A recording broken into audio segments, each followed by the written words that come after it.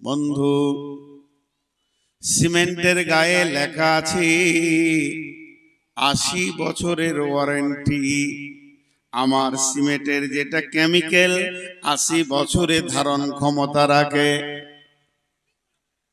আর elegant rod advertise দিচ্ছে 100 বছর, কোনো চিন্তা নেই, দরের আগে দাও, ঢালাইয়ে লাগিয়ে দাও, প্লালে লাগিয়ে দাও, আমার রড মরিচিকা ধরবে না 100 বছর।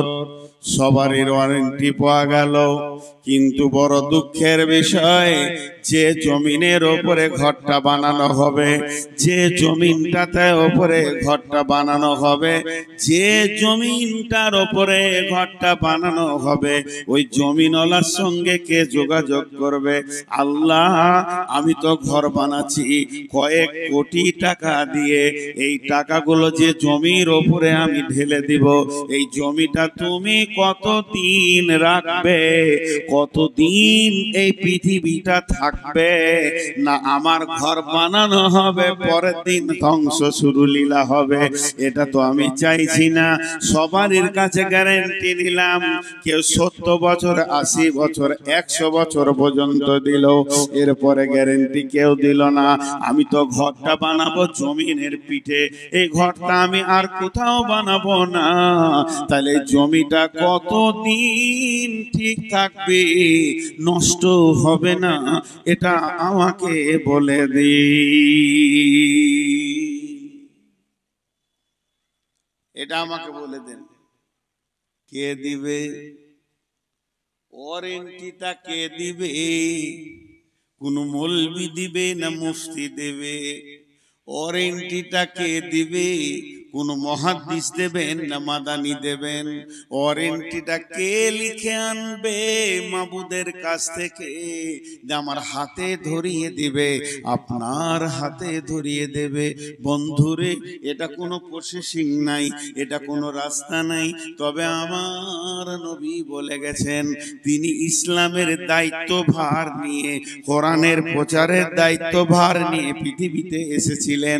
এই উম্মতের যিনি দায়িত্ব নিয়ে এসেছিলেন, তিনি বলে দিয়েছেন, উম্মত রে, তুমি এই পৃথিবীতে কতদিন থাকবে? উম্মত রে, তুমি যে ঘর বানাবে তো কতদিন থাকবে? লা তাকুমুস সাআতু ফিল আরদি হাত্তা ইকালা আল্লাল্লাহ।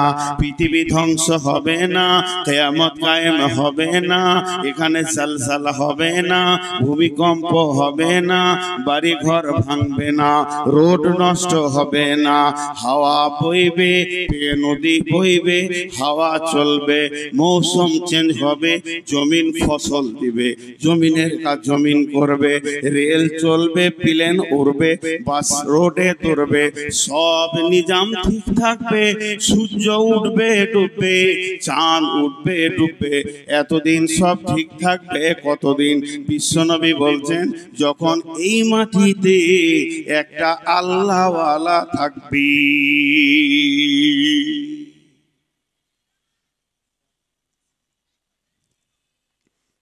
একটা আল্লাহওয়ালা থাকবে। আল্লাহওয়ালাটার দাম কত বলেন এবার? ওই আল্লাহওয়ালাটার দাম কত? একটা খালেস নিয়তে। আজকে মহিষপুর মাদ্রাসার এত খরচা কেন? মহিষপুর মাদ্রাসার কমিটিকে আমি প্রশ্ন করছি, শুধু মহিষপুর নয়, যত মাদ্রাসা কমিটি বসেছেন আমি প্রশ্ন করছি, আপনারা শুরু থেকে শেষ পর্যন্ত বছরে 20 লাখ, 50 লাখ, 30 লাখ, 70 লাখ, 80 লাখ খরচা করছেন কেন? খেপা কুকুরে কামড়িয়েছে, গাঁজা খেয়েছে, মাথা নষ্ট হয়ে গেছে, টাকাটা নষ্ট করছে। উদ্দেশ্য একটাই, আল্লাহওয়ালা তৈরি হোক, পৃথিবী শান্তি হবে, সকলের উদ্দেশ্য। মহিষপুর মাদ্রাসা কমিটির উদ্দেশ্য আর কোন মাদ্রাসার কমিটির উদ্দেশ্য, সব মাদ্রাসার কমিটির একটা উদ্দেশ্য, আল্লাহওয়ালা বানাতে রাখ, আল্লাহওয়ালা বানাতে। আমি এখনো বায়ানে যাইনি, ভূমিকায় আছি। মেন বায়ানে যখন যাব আপনি উঠবেন না। বড় দুঃখের বিষয়, এই মহিষপুরে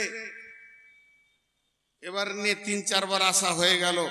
যতবার এসেছি লোক ভালো পেয়েছি, যতবার এসেছি কমিটির ব্যবহার ভালো পেয়েছি, আজও পেয়েছি। কিন্তু দুঃখের বিষয় শেষ পর্যন্ত আপনারা থাকতে পারবেন না। আর আমি আগামী বছরে বাঁচবো কিনা জানি না। এখন আমি কথা বলছি, আজকে ব্লাড টেস্ট করেছে কথা বলছি, 506 সুগার আমার।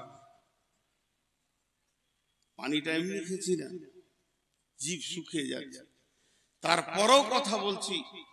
আপনারা একটু শুনেলেন, আমিও চলে যাব। আল্লাহর নবীকে ঘন ঘন প্রশ্ন করা হতো, উল্টা পাল্টি প্রশ্ন করা হতো। কোরআনের ভিতরে আছে, আল্লাহ সূরা নাবাতে বলছেন, আম্মা ইয়াতাসাআলুন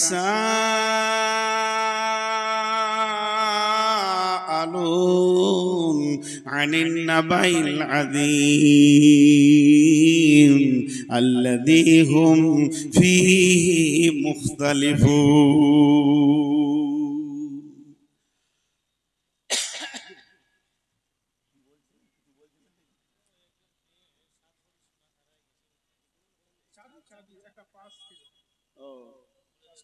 আচ্ছা বলে দিছি, এগুলো বলতে হবে, কিন্তু খাবারের লেগে আর বলি না। আর ওই মাইক যদি বাজে আমি বলে এসছি, আমি আগে খেতে আসবো তোর কাছে, তারপর যা করবি করবি। হ্যাঁ, আপনারা বক্তা চয়েস করতে পারেন না, আমার মতো খচ্চরটাকে নিয়েছেন।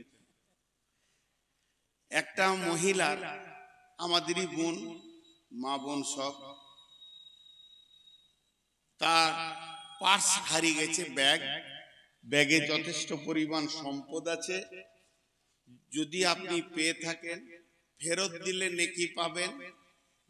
তার ব্যাগে যথেষ্ট পরিমাণে সম্পদ আছে, যদি আপনি পেয়ে থাকেন ফেরত দিলে নেকি পাবেন। আর যদি সজ্ঞানে সেটাকে আপনি হজম করেন, আল্লাহ আপনাকে হজম করতে দেবে না, ওর কয়েক গুণ বের করে নেবে। মানুষের হারাতেই পারে, হারানোটা এমন কোনো দোষ নয়, হারাতেই পারে। আপনি যদি সজ্ঞানে সেটাকে হজম করেন, তাহলে আল্লাহকে আপনাকে জবাব লাগবে। আরেকবার বলছি, আম্মা ইয়াতাসাআলুন।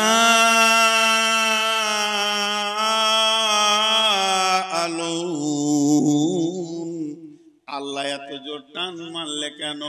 আল্লাহ তার নবীকে বলছে, নবী হে আমার প্রাণ প্রিয় নবী, তোমাকে কি বিষয়ে ওরা প্রশ্ন করছে? কি বিষয়ে প্রশ্ন করছে গো? বলো, তোমাকে উল্টা পাল্টি করছে। আল্লাযী হুম ফীহি মুখতালিফুন। কোন বিষয়টা নিয়ে ইখতিলাফ করছে, কনফিউশন তৈরি করছে? এমন কিছু কথা আছে আপনার দিলে কনফিউশন করে দিতে পারবো, আমি পারবো। এখন আপনিও পারবেন আমাকে।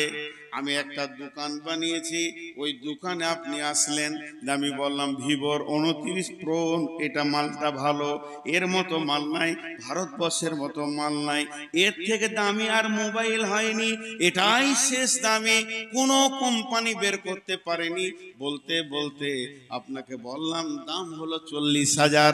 এতগুলো কথা বলার পর শেষকালে খালি যদি বলি তবে কিন্তু মালটাতে, আর কিছু বললাম না, তবে কিন্তু মালটাতে আর কিছু বললাম না, আপনার মনে কিন্তু শুরু হয়ে গেল। তো ওই কাফেররা করতো কি, কিয়ামতকে নিয়ে রসুলের সঙ্গে ফাজলামা করতো। হবে হবে, হ্যাঁ হবে, কি জানি এটা কেমন মনে হচ্ছে? আল্লাহ বলছে তোমার দিলকে তারা ইখতিলাফ তৈরি করে দিছে, মতভেদ তৈরি করে দিছে, দোদুল্যমান তৈরি করে দিছে। তবে শুনে নাও, আল্লাযীকুম ফীহি মুখতালিফুন কাল্লা সায়ালামুন সুম্মা কাল্লা সায়ালামুন কাল্লা সায়ালামুন, নিশ্চয়ই তারা জানবে জানবে জানবে, সুম্মা কাল্লা সায়ালামুন, আবার বলছি তারা নিশ্চয় জানবে।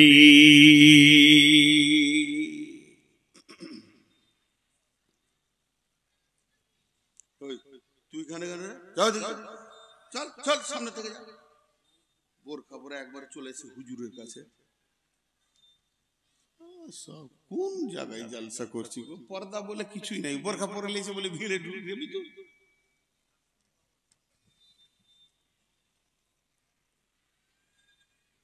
হায় আমার আফসোস।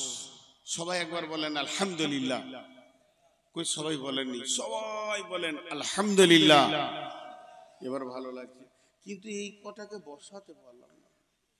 ওরা মানুষ না গরু না ঘোড়া না গাধা না তার থেকেও নিকৃষ্ট কোনো মাল। আহা, এরা বসলো না। চামড়া যে কত মোটা।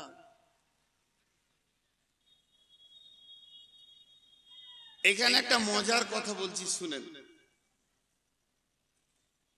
আল্লাহ তাবারাক ওয়া তাআলা বলছেন, রাসূলুল্লাহ সাল্লাল্লাহু আলাইহি ওয়াসাল্লাম বলছেন হাদিসের মধ্যে, যা হিবর ফাসাআলা রাসূলুল্লাহ সাল্লাল্লাহু আলাইহি ওয়াসাল্লাম।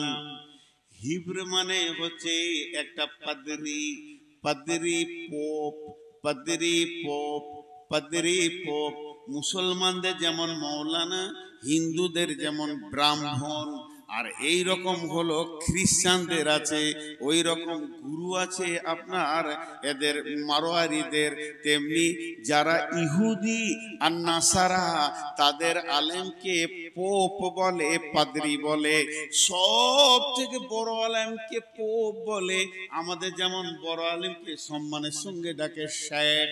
শেখ শেখ মানে বড় আলেম, শেখ মানে বৃদ্ধ, বয়োবৃদ্ধ, জ্ঞানে বয়োবৃদ্ধ। ওরা বড় আলেমকে পাপায়ে আজাম বলে। পাপায়ে আজাম মানে ওই হলো সব থেকে বড় পণ্ডিত। একটা ইংল্যান্ড থেকে পাপায়ে আজাম 2015 কি 16 সালে আপনার কিনা কলকাতায় এসেছিলেন। এরা হলো পোপ। সেই পোপ এসে বিশ্বনবীকে বলেছেন, ইয়া মুহাম্মদ সাল্লাল্লাহু আলাইহি ওয়াসাল্লাম। তবে ও তো সাল্লাল্লাহু আলাইহি সাল্লাম বলেনি, এটা আমি বললাম, আমার রাসূলকে ভালোবাসি। আপনারা একবার প্রাণ খুলে জোরে বলবেন। ওই পোপ বলছে, ইয়া মুহাম্মদ সাল্লাল্লাহু আলাইহি ওয়াসাল্লাম, হাল তাদরি হাক্কুল্লাহ কদরুল্লাহ, হাল তাদরি কদরুল্লাহ। ও মুহাম্মদ, তুমি নিজেকে নবী বলে দাবি করছো, তবে কি তুমি আল্লাহর ক্ষমতাটা বলতে পারবে? ওর উদ্দেশ্য কি ছিল এই প্রশ্ন করা? উদ্দেশ্য ছিল ছোট করে দিব, উত্তর দিতে পারবে না, আমার কাছে ছোট হয়ে যাবে। বিশ্বনবী শুরু করলেন, বিসমিল্লাহির রহমানির রহিম, ওমা কদরুল্লাহ হাক্কা কদরিহি ওয়াল আরদু জামিয়ান কবদাতুহু ইয়াওমাল কিয়ামাতি ওয়াস সামাওয়াতু মাদবিয়াতুন বিয়ামিনিহি সুবহানাহু ওয়া তাআলা আম্মা ইউশরিকুন। ওয়া নুফিকা ফিস সূরি ফাসাইকা মান ফিস সামাওয়াতি ওয়া মান ফিল আরদি ইল্লা মান শাআল্লাহু সুম্মা নুফিকা ফীহি উখরা ফাইযা হুম কিয়ামুন ينظرون وأشرقت الأرض بنور ربها وأوذي الكتاب وذي بالنبيين والشهداء وقضي بينهم بالحق وهم لا يظلمون ووفيت كل نفس ما عملت وهو أعلم بما يفعلون وسيق الذين كفروا إلى جهنم زمرا। বিশ্বনবী যখন আয়াতগুলো পড়তে শুরু করেছে, ওর চোখে তো খালি সর্ষের ফুল দেখছে, মাথা তাঁতা করে ঘুরছে, কি বলছে রে, কি বলছে রে, ভাষা কি রে। আল্লাহ রসুল বলতে লাগলেন, তোমরা কে আল্লাহর কুদরত জানো, আল্লাহর ক্ষমতা সম্পর্কে কি জানো? সাতবক আসমানকে একটা বলের মতো হাতে ধরবে, সাতবক জমিনকে আর এক হাতে ধরবে, এইভাবে ঝাঁকি মারবে, সারা বিশ্ব মানব বুঝে নেবে আল্লাহর ক্ষমতা কি। না বিধেই আল্লাহ এমন, উনি এক একক, কাউকে সঙ্গে নেন না, ওনার কোনো শরীক নাই। ওই আল্লাহ কেমন? আল্লাহর একটা গোলাম আছে, বলবে সুর ফুঁকে দে, বিশ্ব ভূমণ্ডল ভেঙে চুরমার হয়ে যাবে। তারই ভিতরে যাকে ইচ্ছা তাকে বাঁচিয়ে রাখবে, তাকে মারবে না, সে ধ্বংস হবে না। দ্বিতীয় সুর যখন ফুরা হবে, সারা বিশ্বটা ধ্বংস হয়ে যাবে। তারপরে আবার আল্লাহ সবগুলোকে দাঁড় করাবেন। কেমন কুদরত! ধুলিসাৎ হয়ে গেল, নিশ্চিহ্ন হয়ে গেল, পিপুলিকার মতো একটা দেখা যাচ্ছে না, আবার সবগুলোকে কুদরতের হুকুমে এক জায়গায় দাঁড় করাবে। তাদের হিসাব নেবে, তাদের কাছ থেকে নেবে রসুলের মতো চেহারা, তাদের কাছ থেকে নেবে ভালো আমল, এরপরে তাদেরকে জান্নাতে জাহান্নামে দেবে, সার্টিফিকেট দেবে। আমার আল্লাহ এমন কুদরতি ক্ষমতা আছে, মানুষের দিলে এমন একটা রিয়াকশন দিয়ে দেবে, ওরা নিজেই বুঝে নেবে আমি কি করে এখানে এসে হাজির হলাম। তারপরে আল্লাহ ফেরেশতাদেরকে বলবে, কাফেরদেরকে হাঁকি নিয়ে গিয়ে জাহান্নামে ভরে দাও, আর জান্নাতীদেরকে আদর করে নিয়ে গিয়ে জান্নাতে ভরে দাও। একবারে বিরাট বড় সাবজেক্টে ছোট করে নবীজি বলে দিলেন। ওর চরক গাছ হয়ে গেল, মাথা তাঁতা করে ঘুরছে। ওরে আল্লাহ, মোহাম্মদ এত জানে।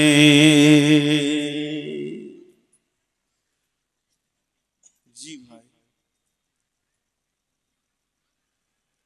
আমরা নিজেদেরকে ভাবি না। আর দুটো আয়াত বলবো। يسألونك عن الساعة أيان مرساها فيما أنت ذكراها إلى ربك منتهاها।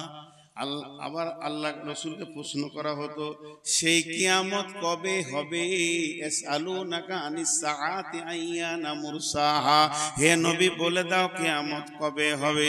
আল্লাহর নবী বলছেন, যে ব্যাপারে তোমরা জিকির করছো এই ব্যাপারটা এটা নয়, এই ব্যাপারটা আছে ইলা রব্বিকা মুনতাহাহা, এটা কবে শুরু হবে তো রবের কাছে আছে ডেট, তারিখ, সময় নির্দিষ্ট করা আছে। ইল্লা কান্নাহুম ইয়াউমা ইয়ারাউনাহা লাম ইয়ালবাসু ইল্লা আসিয়াতান আও দুহাহা, এটা যেদিন হবে তোদেরকে যখন দাঁড় করানো হবে, তোরা কিয়ামতের মাঠে দাঁড়িয়ে বলবি, আমি দুনিয়াতে এক বেলা ছিলাম, কিংবা এক সকাল এক সন্ধ্যা ছিলাম, বেশি দিন আমি দুনিয়া করিনি।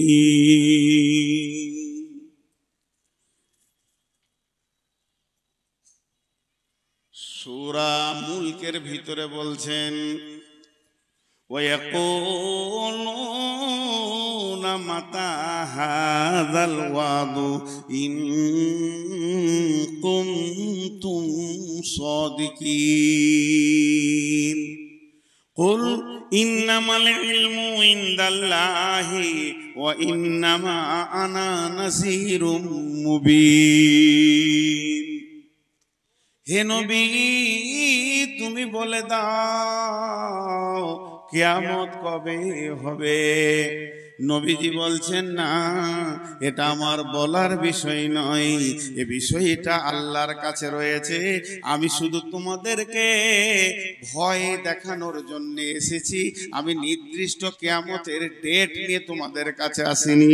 ইন্নামা আনা নাযীরুম মুবিন, নিশ্চয় আমি তোমাদেরকে প্রকাশ্য ভয় দেখাবো, যাতে করে তোমরা ভীতু হয়ে যাবে, সেই দিনের জন্য প্রস্তুতি নেবে, মাল রেডি করে রেডি হয়ে যাবে, যেহেতু কিয়ামত হবেই হবে।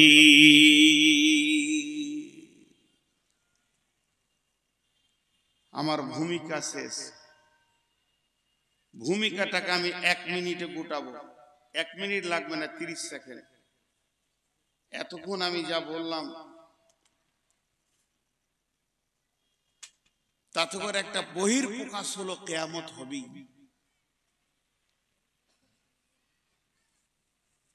এতক্ষণ আপনাদের সামনে আমি যা বললাম তার টোটাল একটা অঙ্ক দেখা গেল, অ্যামাউন্ট পাওয়া গেল। কিয়ামত হবেই, এই জিনিসটা পাওয়া গেল। তাহলে সেটা কত দূরে, সেটা কত দূরে? বিশ্বনবী এত দূর বলেছেন, বারটা থাকবে শুক্রবার, যেদিন ইসরাফিল সুর ফুঁকবে, বারটা থাকবে শুক্রবার। যেদিন ইসরাফিল সুর ফুঁকবে, মাসটা থাকবে মুহররম মাস। মুহররম মাসের 10 তারিখে শুক্রবার, সেই দিন কিয়ামত শুরু হয়ে যাবে। কিয়ামত যত কাছে আসবে, মানুষের ভিতরে তত ব্যস্ততা বেড়ে যাবে। মানুষ একজনও চুপচাপ বসে থাকবে না, বসার সময় থাকবে না।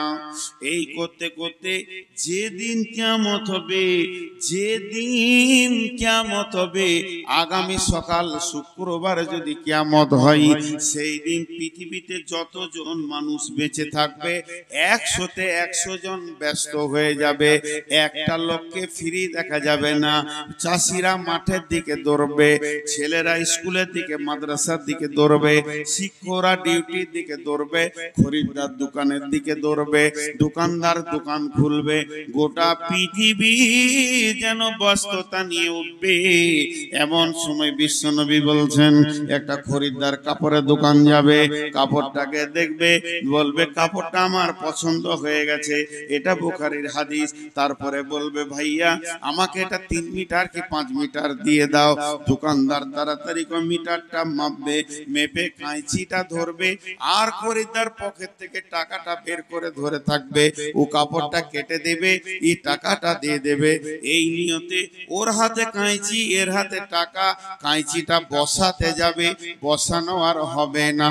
অনুফিকা ফিস সূরি ফাসাইকা মান ফিস সামাওয়াতি ওয়া মান ফিল আরদি। ওই অবস্থায় ইসরাফিল সুর ফেঁকে দিবে, হাত থেকে কাঁচি পড়ে যাবে, হাত থেকে টাকা পড়ে যাবে। মানুষ নাফসি নাফসি নাফসি নাফসি নাফসি নাফসি নাফসি নাফসি নাফসি নাফসি করবে। এই জন্য সূরা নাজিয়াতে ওরা বলেছে, আবার কি আমাদেরকে ফিরে আসতে হবে? গলে যাব, পচে যাব, কবরে মাটি হয়ে যাব, এরপরে কি পুনরুত্থান হবে নাকি? আল্লাহ বলছে হবে। এমন পুনরুত্থান হবে, ফাইন্নামা হিয়া জাসরাতু ওয়াহিদা ফাইদা হুম বিসাহিরা। একটা হুঙ্কার মারবো আর তোদেরকে কিয়ামতের ময়দানে দাঁড় করিয়ে দেব। তখন ওইখানে ওরা বলছে, এটা তো সব থেকে নোকসানের কথা। ওয়ান নাসিয়াতে গারকা ওয়ান নাসিতাতি নাসতা ওয়াসাবিহাতি সাবহা ফাসাবিকাতি সাবকা ফাল মুদাব্বিরাতি আমরা ইয়াউমা তারজুফুর রাজিফা তাতবাউহার রাদিফা কুলুবু ইয়াউমাইযি ওয়াসিফা আবসারুহা খাসিয়া ইয়াকুলুনা আইন্না লামারদুদুনা ফিল হাফিরা আইযা কুন্না ইদামান নাখিরা আইযা কুন্না ইদামান নাখিরা। আল্লাহ তাবারক ওয়া তাআলা বলছেন, ওরাই বলবে কোলে পচে যাওয়ার পর কি আবার পুনরুত্থান হবে? কোরআন বলছে হবে, এরা বলছে এটা তো বড় নোকসানের কথা শুনছি। আবার যদি পুনর্বার আমাদের জীবিত হয়ে কিয়ামতে দাঁড়াতে হয়, তো এটা আমার নোকসান ছাড়া এটা লাভ খুঁজে পেছি না।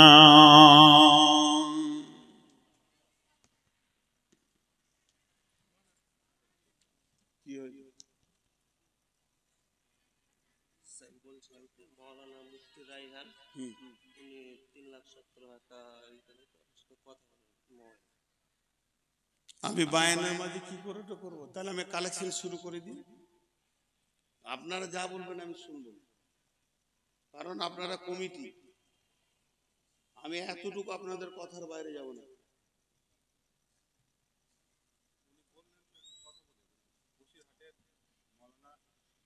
হ্যাঁ তো বুঝলাম, তো আমার অসুবিধা কি আছে আপনার বলতে?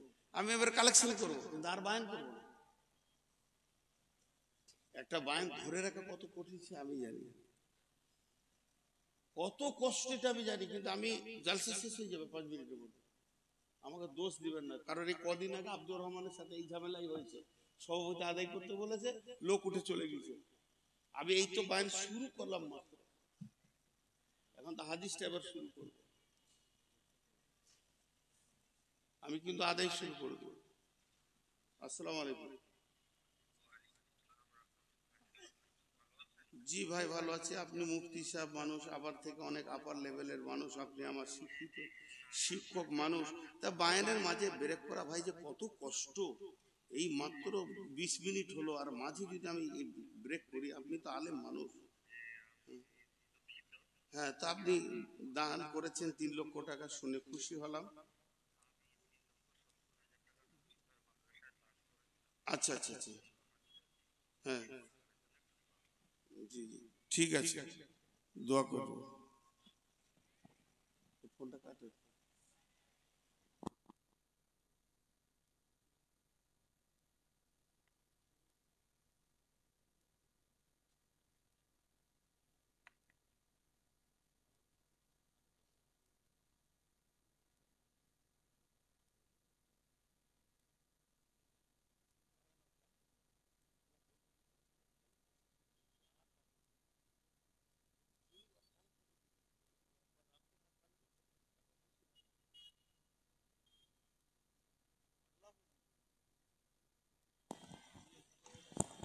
তার থেকে খারাপ। এই আপনারা উঠছেন কেন? ওই মুরব্বী উঠছে কেন? বাবজি আপনি উঠে গেলে কিন্তু আমি আর বাইন করবো না। আপনার মহব্বতেই তো আমি বাইনটা চালাইছি। ওর কণ্ঠ তো বুঝিনি। প্রতিদিন উমরাই যায়, 7 দিন আগে আমাকে বলছে আমি ট্রেন আসছি, বলছে আমি উমরাই যাচ্ছি, দোয়া করবেন আপনার মাসে ফালাক দিয়ে। হ্যাঁ হ্যাঁ ভাইয়া, যতটি লোক বসে আছেন আমি খুশি হলাম। আমি বললাম যে টাকা লুবো না, টাকা লিছি না, তুই দেখতে পেয়েছিস না আমি কি ভিখারি আছি নাকি প্রতিদিন 25,000 ইনকাম করি, আর আমাকে টাকা দিয়েছিস। জি, তো একটু ধৈর্য ধরে, টোটালটা একটু গুছিয়ে নি। এতক্ষণ আমি যা বললাম তাতে নিশ্চিত কিয়ামত হবেই। এটার উপরে কার কার ঈমান নাই হাত তুলেন, হাত তুলেন দেখি।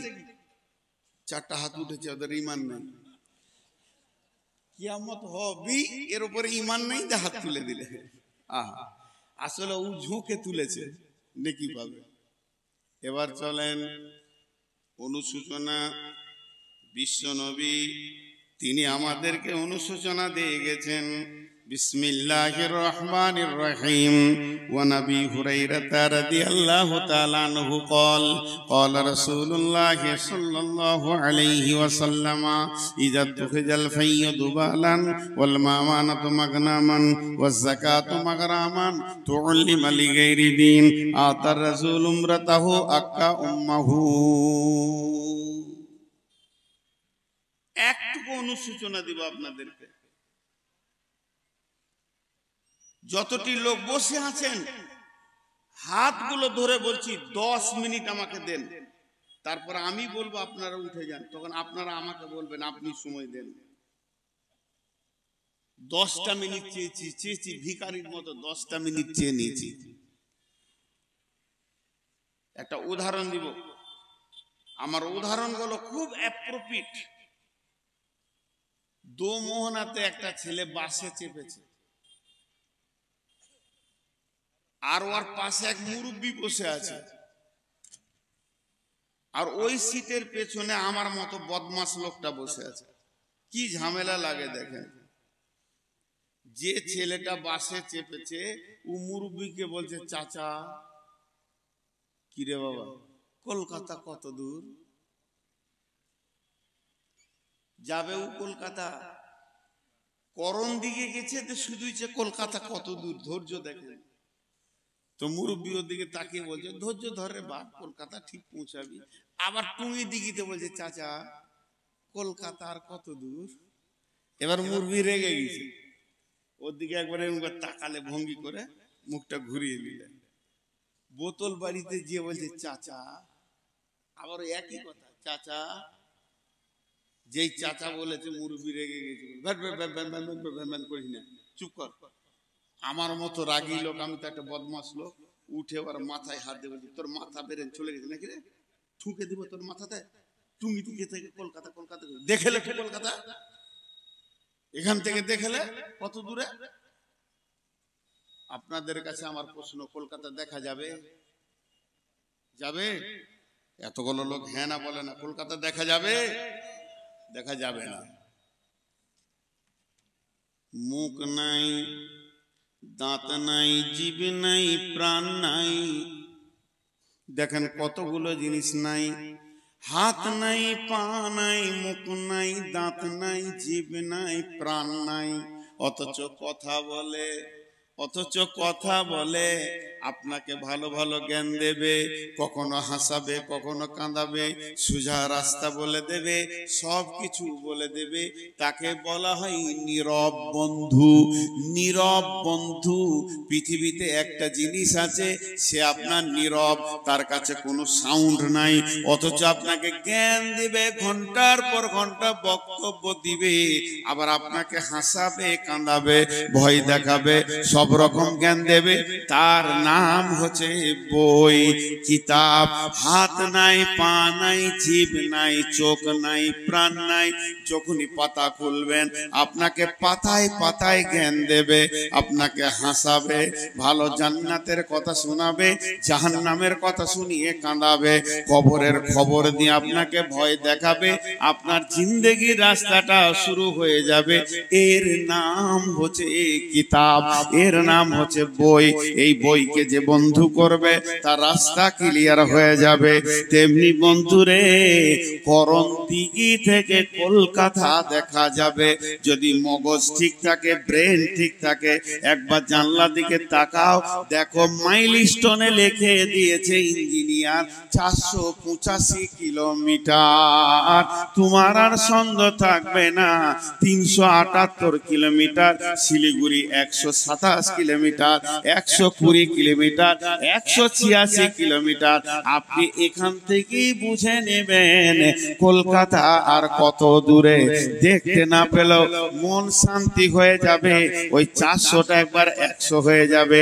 গাড়ি চলতে চলতে ওটা 90 হবে, 80 হবে, ওটা 70 হবে, 60 হবে, 50 হবে, 40 হবে, 30 হবে, 20 হবে, 10 হবে, 9 হবে, 8 হবে, 7 হবে, 6 হবে, 5 হবে, 4 হবে, 3 হবে, 2 হবে, 1 হবে, 0 লেখা থাকবে। ওটাই হলো কলকাতা। আপনার গতিশীল জীবনটা আগাবে, কলকাতার দিকে আগাচ্ছে। এর জন্য কোরআনে আছে, অচিরেই তোমার কাছে কিয়ামত আসছে, এটা নয় তুমি কিয়ামতের দিকে যাচ্ছ। সাবধান হয়ে যাও, একদিন তোমার সঙ্গে কিয়ামতের মোলাকাত ঘটে যাবে। তাহলে এই মাইলস্টোনটাকে, এই রোডটা যে ইঞ্জিনিয়ারকে টেন্ডার দেওয়া হয়েছে, এই রোডটা যে কন্ট্রাক্টর টেন্ডার নিয়েছে, রোডটাকে ঠিক করবে, রুদেলের রোডটাকে ঠিক করবে, বোতলবাড়ি পর্যন্ত, গোয়াগাঁও পর্যন্ত, বাজারগাঁও পর্যন্ত, কিষানগঞ্জ পর্যন্ত ঠিক করবে। যে ইঞ্জিনিয়ার রোডটা ঠিক করবে, সে পিচ ঢালবে, পাথর ঢালবে, সবকিছু করবে। শুধু এইগুলোই তার কাজ নয়, পাশে পাশে থাকে প্রতি কিলোমিটারে মাইলস্টোন বসাতে হবে। এটাও একই টেন্ডারে চলে আসে। কোন জায়গায় বোর্ড থাকবে, কোন জায়গায় থাকবে না, কোন জায়গায় পাথর থাকবে, সব কিছু টেন্ডার বের হয়ে যায়। তাহলে বিশ্ব নবীকে পৃথিবীতে পাঠানো হয়েছিল এই উম্মতকে জান্নাতের রাস্তা দেখানোর জন্য। বিশ্ব নবীকে পৃথিবীতে পাঠানো হয়েছিল এই উম্মত জান্নাতে যাবে, সেই রাস্তাটা তুমি ধরিয়ে দাও, হাত ধরে রোডে তুলে দাও। তাহলে কিয়ামতটার কত দূর? তার মানে এই রোডটা জান্নাতে যাওয়ার রাস্তাতে মধ্যখানে কবর থেকে নিয়ে কিয়ামত পর্যন্ত একটা ঘোর জঙ্গল আছে। ওইটা বড় ভয়াবহ জায়গা। কবর থেকে নিয়ে কিয়ামত পর্যন্ত ফুলসেরাতটা যখনই পেরে হয়ে যাবে, ব্রিজটা যখনই পের হয়ে যাবে, নিজের ঘরে চলে যাবে, আর চিন্তা নাই। তাহলে ওই অন্ধকার জঙ্গলটা কখন আমরা পার হব আর কত দূরে আছে? বিশ্বনবী বলে দিয়েছেন, ইঞ্জিনিয়ার বলে দিয়েছেন, আল্লাহ রোডে টেন্ডার কন্ট্রাক্টর বলে দিয়েছে, 15 10 খাসলাতান মিন উম্মতি, 15 খাসলাতান মিন উম্মতি, মিন উম্মতি, মিন উম্মতি, মিন উম্মতি, মিন উম্মতি, মিন উম্মতি মুখস্থ করলেন। নবীজি বলছেন 15টা জিনিস যখন আমার উম্মতের কাছ থেকে তোমরা পাবে, 15টা জিনিস যখন আমার উম্মতের কাছ থেকে পাবে। নবীজি ইহুদির কথা বলেনি, নাসারার কথা বলেনি, শিখের কথা বলেনি, পাঞ্জাবির কথা বলেনি, মাজুসির কথা বলেনি, অগ্নি পূজকের কথা বলেনি, মূর্তি পূজকের কথা বলেনি, ব্যানার্জির কথা বলেনি, চ্যাটার্জির কথা বলেনি। পৃথিবীতে যত জাতি আছে সবাইকে ছেড়ে দিয়ে নবীজি নিজের উম্মতের কথা বলেছে।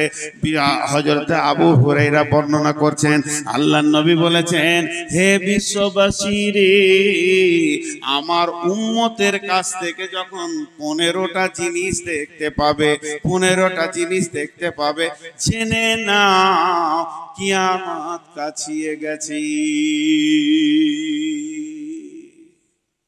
এইটা আজকে আমার ভাই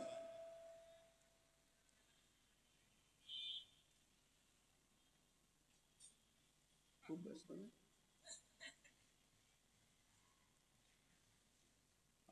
কানে ঢুকছে কি হবে সমাজ, চিন্তা করে।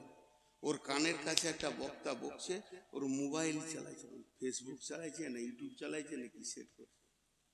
জাতি নষ্ট হয়ে গেছে।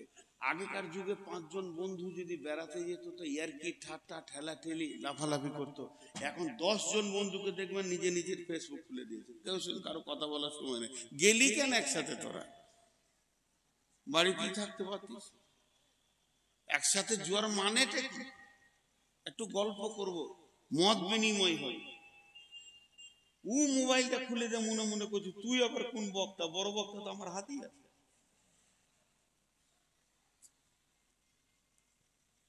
আহা, পানি খাই, দৃশ্যটা দেখলাম। কি পানি? ও আচ্ছা আচ্ছা, মাশাআল্লাহ। এবার আমি শুরু করছি। আল্লাহ রসুল আফসোস করে বলছে আমার উম্মতরা এগুলো করবে। 1 নম্বরটা বাদ দিয়ে বলবো। 1 নম্বরটা খুব লোড, খুব ভারী, ওজন খুব, আপনারা নিতে পারবেন না। ওই জন্য 1 নম্বরটা বাদ দিয়ে বলবো না। 1 নম্বরটা বলবো, খুব সাবধান। কিন্তু বিশ্বনবী বলছেন, নাম্বার 1, ইযা তুখিজাল ফাইয়ুদু বালান, ইযা তুখিজাল ফাইয়ুদু বালান, জনসাধারণের মাল মিম্বার প্রধানে লুটে খাবে।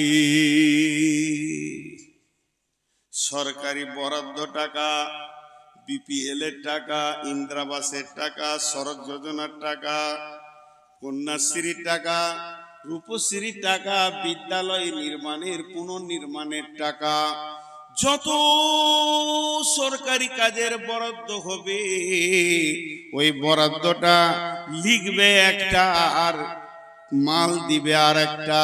ইজা তুখিজাল ফাইয়ুদু বালান, আমার উম্মতের ভিতরে মুসলমান যে নেতা আছে, পঞ্চায়েতের প্রধান আছে, অন্য জাতিরা খাবে, তাদের সঙ্গে আমাদের সম্পর্ক নাই। তাদের সুদ হালাল, তাদের মাল মেরে নেওয়া হালাল, লুটে নেওয়া হালাল। কিন্তু ইসলাম তো এর ব্যাপারে কথা বলেছে, জনসাধারণের মাল নেতারা লুটে লুটে খাবে। আর মিম্বার প্রধান মিলে সঙ্গে ডিলারকে নিয়ে টন টন চাল ডান দিক থেকে বাঁ দিকে চলে যাবে। এটা হলো কিয়ামতের আলামত। আপনার এলাকার মিম্বার প্রধানটা ভালো, ওই জন্য বুঝতে পারছেন না। এরা মারে না, মানে যা আসে দিয়ে দেয়, সব একবারে ধোয়া তুলসী পাতা। জি শুনেলেন, হযরত আবু বকর আর উমরের ভিতরে সবসময় একটা প্রতিযোগিতা চলতো। হযরত উমর মনে মনে করছে আমি আবু বকরকে এবার হারিয়ে দেব, এবার হারিয়ে দেব, এবার হারিয়ে দেব। বন্ধু, একটা জীর্ণ কুটিরে একটা মেয়ে বাস করত। একবারে 70-80 বয়স, মেয়েটির কেউ নাই, মা নাই, বাপ নাই, ভাই নাই, বোন নাই, ছেলে নাই, মেয়ে নাই, স্বামী নাই। ওর জন্য প্রতিদিনের খাবারটা ওখানে পৌঁছে দিত। হযরত আবু বকর পৃথিবী থেকে যখন চলে গেলেন, হযরত উমর এলেন গদিতে। ওই মেয়েটি ঘরের মধ্যে আছে, আর উমর মেয়েটি দু চোখে দেখতে পায় না। বুড়ি মাকে হযরত উমর রুটি আর হালুয়া মুখে ভরে দিয়েছে। আর যখনই রুটি হালুয়া ভরে দিয়েছে, মেয়েটি অঝর নয়নে কাঁদতে শুরু করেছে। খালি একটা কথা বলছে, সে আর নাই, সে আর নাই, নিশ্চয়ই আল্লাহ তাকে ডেকে নিয়েছে। উমর জিজ্ঞাসা করেন, বুড়ি মা কে নাই? বলে আবু বকর নাই, তুমি অন্যজন। বলে আপনি অন্ধ মানুষ দেখলেন কি করে? আমি আবু বকর না উমর। বলে শুনে লাও বেটা, আমার একটাও দাঁত নাই। ও যে আমাকে প্রতিদিন খাইয়ে দিত, তো চিবিয়ে নরম করে মুখে ভরে দিত। তুমি ডাইরেক্ট রুটি ভরে দিয়েছো, আমি বুঝে নিয়েছি সে আর নাই। তখন হযরত উমর কেঁদে বলছে, আবু বকর ভাই, তোমাকে কোনোদিন আমি পারলাম না, তুমি আমাকে হারিয়ে দিয়েছো। বিশ্বনবী 23 বছরে যে মিশনটা চালিয়েছিলেন, যে কলেজটা চালিয়েছিলেন, 23 বছর যে ইউনিভার্সিটি চালিয়েছিলেন, 1.5 লক্ষ সৈন্য তৈরি করে গেছিলেন, শিষ্য তৈরি করে গেছিলেন, নেতা বানিয়ে গেছিলেন, যাদের কিনে পৃথিবীতে শান্তি আর শান্তি ছিল। সেই কোথা গেল? সেই শিষ্যরা আজ কোথায় হারিয়ে গেল? আল্লাহর নবী 23 বছর যে মসজিদে নববীতে আসহাবে সুফফা নামে মাদ্রাসাটা চালালেন, ওখান থেকে ডাক্তার হয় নাই, ইঞ্জিনিয়ার হয়নি, ডক্টরেট করেনি, পিএইচডি করেনি, এমবিবিএস করেনি, আর এফআরসিএস করেনি, এলএলবি করেনি, কোন রকম ডিগ্রি ছিল না। কিন্তু চোর, মাতাল, লম্পট, খুনি, দাগাবাজ, লুটেরা, লম্পট, লাফাঙ্গারকে আল্লাহর রাসূল সোনালী মানুষ বানিয়েছেন। ফ্যাক্টরিটা কত সুন্দর ছিল। ওই হযরত উমর রাসূলের হাতে সেকেন্ড পর্যায়ে ছাত্র, ফার্স্ট পর্যায়ে ছাত্র আবু বকর। তাহলে হযরত উমর দেশকে শাসন করলেন একটা আঙ্গুলের ইশারাতে। 18 লক্ষ বর্গ মাইল শাসন করেছেন। আল্লাহর নবী বলছেন, আমার উম্মতকে কত সুন্দর আমি শিখিয়ে দিলাম কেমন করে দেশ শাসন করবে। জনসাধারণের মাল খাবে না, আমানতের খেয়ানতি করবে না, আর কিছু করবে না, আর কিছু করবে না, সুন্দর করে বুঝিয়ে দিলাম।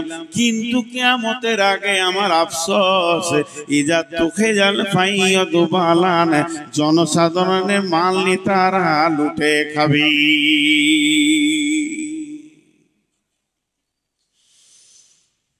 আজকে আমাদের অবস্থা কি ভাবেন একটু। আমি দেয়ালে যদি একটা দাগ টেনে দিই বোর্ডে, ওই দাগটা ছোট না বড় আপনি বলতে পারবেন না। ওর পাশে আরেকটা দাগ যদি টানা হয়, তখন ও ছোট না বড় বলতে পারবেন। একদিকে এখনকার যুগের নেতাদের চরিত্র, আর একদিকে রসুলের নেতাদের চরিত্র, দুটাকে পাশে পাশে রাখেন। 2002 সালটা বলছি, 2002 আমি বাংলাদেশে ছিলাম। ঢাকা আন্তর্জাতিক এয়ারপোর্ট থেকে একটা গাড়িতে চেপে ঢাকা ইসলামপুর ডেমরা রোডে যাচ্ছি। আমার সাথে একজন সাথী ছিলেন ওই দেশের, ওর নামও মনে আছে। সেই ব্যক্তি গাড়িটাকে দাঁড় করিয়ে একটা পত্রিকা নিল, পত্রিকা যুগান্তর পত্রিকাটার নাম আমারও মনে আছে। আর পত্রিকার ফার্স্ট হেডিং এ বড় করে লেখা আছে, বড় করে, আমাদের ভারতবর্ষের একটা মন্ত্রীর নাম, নামটা বলবো না, অমুক মন্ত্রী আজকে সকালে ফার্স্ট ফ্লাইটে অক্ষত নিরাপত্তায় ভাবে নিজের দেশে ভারতে ফিরে গেলেন। মানে কোনো মন্ত্রী গিয়েছিলেন বাংলাদেশে, 2-3 দিনের সফর ছিল, খবরের কাজগুলো করে সে নিরাপত্তায় কোনো তার অসুবিধা হয়নি, আমাদের দেশে প্লেনে ফিরে গেলেন। এটা পত্রিকায় বের হয়েছে। সকালে ওখানে কিছু খায়নি, খুব ভোরে প্লেনটা দিয়ে লিখেছে সকালে বেড টি খেয়েছে। বেড টি, বেড টি বুঝেন তো? বিছানায় বসে এক কাপ, ডাইনিং টেবিলে লয়, নাস্তা লয়, বেডটি বলে ওটাকে, বিছানায় বসে এক কাপ চা খেয়েছে। তো সেই চাটার সেই যুগে 2002-এ খরচা হয়েছে 18,000 টাকা এক কাপ চা। ওর হলারের সাইজ কত? এক কাপ চায়ে 18,000। হ্যাঁ, এটা হলো ইংরেজি কম্পিউটার দ্রুতগামী যুগের মন্ত্রী। এটা হলো আধুনিক যুগের মন্ত্রী, বহু জ্ঞানের অধিকারী। এদের হাতে কম্পিউটার এসে গেছে, এরা দেশকে শাসন করছে। আমাদের মোদিজি শুধু পায়জামাটা পরে 15 লক্ষ টাকা দাম। যদি কোনো এখানে সেলাই মেশিনওয়ালা আছেন, চলে যান টেলারটা ওখানে খুলেন গা, একটা পায়জামা 15 লক্ষ টাকা দাম। এটা হলো এই যুগের মন্ত্রীদের চরিত্র। চলেন রসুলের যুগে যায়। আল্লাহর নবী দুনিয়া থেকে চলে গেলেন, মদিনার গদিতে বসলেন কে? আবু বকর। আবু বকর দুনিয়া থেকে চলে গেলেন, মদিনার গদিতে খলিফা কে হলেন? খলিফা হযরতে উমর ফারুক রাদিয়াল্লাহু তাআলা আনহু। হযরত উমর যখন মদিনার গদিতে বসলেন, তখন বিশ্ব শাসন করতে শুরু করলেন। 18 লক্ষ বর্গ মাইলকে তিনি শাসন করতেন। হযরত উমর ছোটতে আলাভোলা ছিল, ছোটতে সাদা সিধে ছিলেন, ছোটতে খুব বিচক্ষণতা পাওয়া যায়নি। একটা ঘটনা শুনলে বুঝবেন। ওর বাপ ওকে উট চড়াতে দিয়েছে মাঠে। উমর রে, উটগুলো নিয়ে যা, উটগুলো চড়িয়ে নিয়ে আয়। যখন বাড়ি আসে তো মাথার চুলে এক গাদা উটের লাদ, উটের গোবর গোটা মাথায় লেগে আছে। ওর আব্বা নাম হচ্ছে খাত্তাব। খাত্তাব জিজ্ঞেস করছে, উমর এখানে আয়। দেউ গেল বাপের কাছে, তোর মাথায় এগুলো কি? হাত দিয়ে বলছে গোবর। খেপার মতো বলছে এগুলো গোবর। কিসের গোবর? বলছে উটের গোবর। উটের গোবর তোর মাথায় এলো কি করে বল? বলছে আব্বা, মরুভূমিতে রোদ খুব, এবার রোদে বসবো কোথা? উটের পাছাতে গিয়ে বসেছি, লেদে দিয়েছে ও। বসার জায়গা দেখেন, উটের পাছায় বসেছি, লেদে দিয়েছে ও। ধোয়ার তো কোনো ব্যবস্থা নাই, তাই গোবর লেগে আছে। ওর বাপ ওর গালে একটা চর মেরেছিল, টান মেরে একটা চর দিয়ে বলছে, গাধা, তুই উট চড়াতেও জানিস না, আল্লাহ তোকে এত জ্ঞান কম দিয়েছে রে গাধা, বাপ তো মারবি বেটাকে। এই সেই উমর যে মাথায় গোবর নিয়ে বাড়ি এসেছে, ওই উমর যেদিন মদিনাতে খলিফা হলেন, 18 লক্ষ বর্গ মাইলকে একটা আঙ্গুলের ইশারায় হিলাচ্ছেন। সেই উমর মসজিদে নববীতে শুয়ে আছে। ফজরের নামাজ পর একটু আরাম করছে। গদিটা কি? বালুর ওপরে। 18 লক্ষ বর্গ মাইলে বাদশার বিছানা কি বালুর উপরে চাদরটা বিছিয়ে দিয়েছে, বালিশ নাই, হাতটা দিয়ে দিয়েছে, একটু আরাম করছে। হাজি একা থাকতে পারবে এখন না মন্ত্রীরা? সামনে গাড়ি, পেছনে গাড়ি, সিকিউরিটি। সিকিউরিটিদের নাম কি দিয়েছে বলেন তো? Security force. বাংলায় বলে দেহরক্ষী, বডিগার্ড। আর একবার বলছি, বডিগার্ড, দেহরক্ষী। নামটা খুব অ্যাপ্রোপ্রিয়েট। আজরাইল তার বডি লিবে না, আত্মা লিবে। আত্মা গার্ড বললে বিপদ ছিল। আজরাইল আত্মা নিয়ে যাবে আর বলবে যে বডিটাকে তোর আগুন যেন শিয়ালে না খাই, তোদের ডিউটি তোরা কর, বডিগার্ড। কিন্তু উমর একা আছে, কয়েকটা সৈন্যকে পাঠিয়ে দিয়েছে জেরুজালেম। ধৈর্য ধরেন, কয়েকটা সৈন্যকে জেরুজালেম পাঠিয়ে দিয়েছে, ওখানে কালেমা তাওহীদ পৌঁছিয়ে দাও, সেখানে দ্বীনের দাওয়াত পৌঁছিয়ে দাও। তারা অন্ধকারে আছে, তাদের কাছে আলো পৌঁছিয়ে দাও, কোরআনের আলো পৌঁছিয়ে দাও, রসুলের হাদিস পৌঁছিয়ে দাও। সেই সৈন্যগুলোকে জেরুজালেমের সৈন্যরা কেল্লায় ভরে অবরোধ করে দিয়েছে, তাদেরকে তাবলীগের কাজ করতে দিচ্ছে না। তদানীন্তনকালে ওই জেরুজালেমের যিনি প্রাইম মিনিস্টার ছিলেন, প্রধানমন্ত্রী ছিলেন, তিনিও একটা গির্জার পোপ। একটু আগে বললাম পাপায়ে আজম, তিনি একটা গোটা জেরুজালেমকে শাসন করছে। জেরুজালেম হচ্ছে একটা ছোট দেশ, আর আমার উমারের দেশ হচ্ছে বড়। এবার পাপা দেখলো উমারের সঙ্গে যদি যুদ্ধ করতে যায় পারবো না, ওর যা সৈন্য আছে আমার তো নাগরিক নাই, কেমন করে চলবো? উনি একটা চিঠি লিখলেন, আর চিঠি লেখার পর একটা দূতকে বললেন, বন্ধু এটা তুমি পৌঁছে দাও মদিনাতে। ওই রাষ্ট্রদূত চিঠিটা নিয়ে হাঁটতে হাঁটতে হাঁটতে হাঁটতে মদিনা মারোয়ারায় গিয়ে পৌঁছালো। মদিনায় পৌঁছানোর পর বলছে, মুসলিম জাহানের পার্লামেন্ট কোনটা, মুসলিম জাহানের সংসদ কোনটা, মুসলিম জাহানের আপনার গদি কোনটা, মুসলিম জাহানের সব থেকে বড় পার্লামেন্টটা কোথায়? ছোট বাচ্চারা বলছে ওই যে মসজিদে নববী, এটাই হলো মুসলিম জাহানের পার্লামেন্ট। সাইমম ধরে পড়েছে কুটির, তুমি তো পরনে নুয়ে, খেজুর পাতার প্রসাদ তোমার বারে বারে গিয়াছে খোঁজে। পারমেল দাগিছে, মার্বেলের নয়, কারুকার্য করার নয়, মাত্র খেজুর গাছের পাতা আর খেজুর গাছের ছাওয়ানি। বলে আপনাদের আমিরুল মুমিনিন কোথায়? বলে ওই যে মসজিদে শুয়ে রয়েছে, কোনো বডিগার্ড নাই, কোনো সিকিউরিটি নাই, কোনো দেহরক্ষী নাই, একটু আরাম করছেন, ফজর পড়েছেন। উনি বলেন আমাদের আমিরুল মুমিনিন, খলিফাতুল মুসলিমিন। উনি যে বলেন আদব নেবেন জাহাপনা, হযরতে আদব নেবেন জাহাপনা। সেই বলা আমিরুল মুমিনিন উঠে বলছে, কে বাবা, তুমি কোথা থেকে এসেছো? রাষ্ট্রদূত বলছে, হুজুর আমি জেরুজালেম থেকে এসেছি, আমাদের প্রাইম মিনিস্টার আপনাকে একটা চিঠি দিয়েছে। আমার বলার কিছু নাই, একটু চিঠিটা নজর লাগিয়েলেন। হযরত ওমর চিঠিটা নিয়ে পড়ে দেখলেন, বললেন জাহাপনা আপনার সৈন্য আমার দেশে দাওয়াত দিতে এসেছে, কোরআন হাদিসের তাদেরকে কেল্লায় অবরোধ করা হয়েছে। আমি আপনার সাথে যুদ্ধ চাই না, আপনার সঙ্গে সমঝোতা করতে চাই। একবার আপনাকে পত্র দিয়ে আমি আমন্ত্রণ করছি, আপনি আমার দেশে আসেন, দুইজন মিলে একটা আপোষ করে নিব। হযরত ওমর সঙ্গে সঙ্গে তার খাদিমকে, যেটা তাকে দেওয়া হয়েছিল রাজকোষাগার থেকে, ডেকে বলছে একটা উট নিয়ে এসো, নাম তার আসলামা। আসলামা একটা উটকে রেডি করো, এক্ষুনি জেরুজালেম যেতে হবে।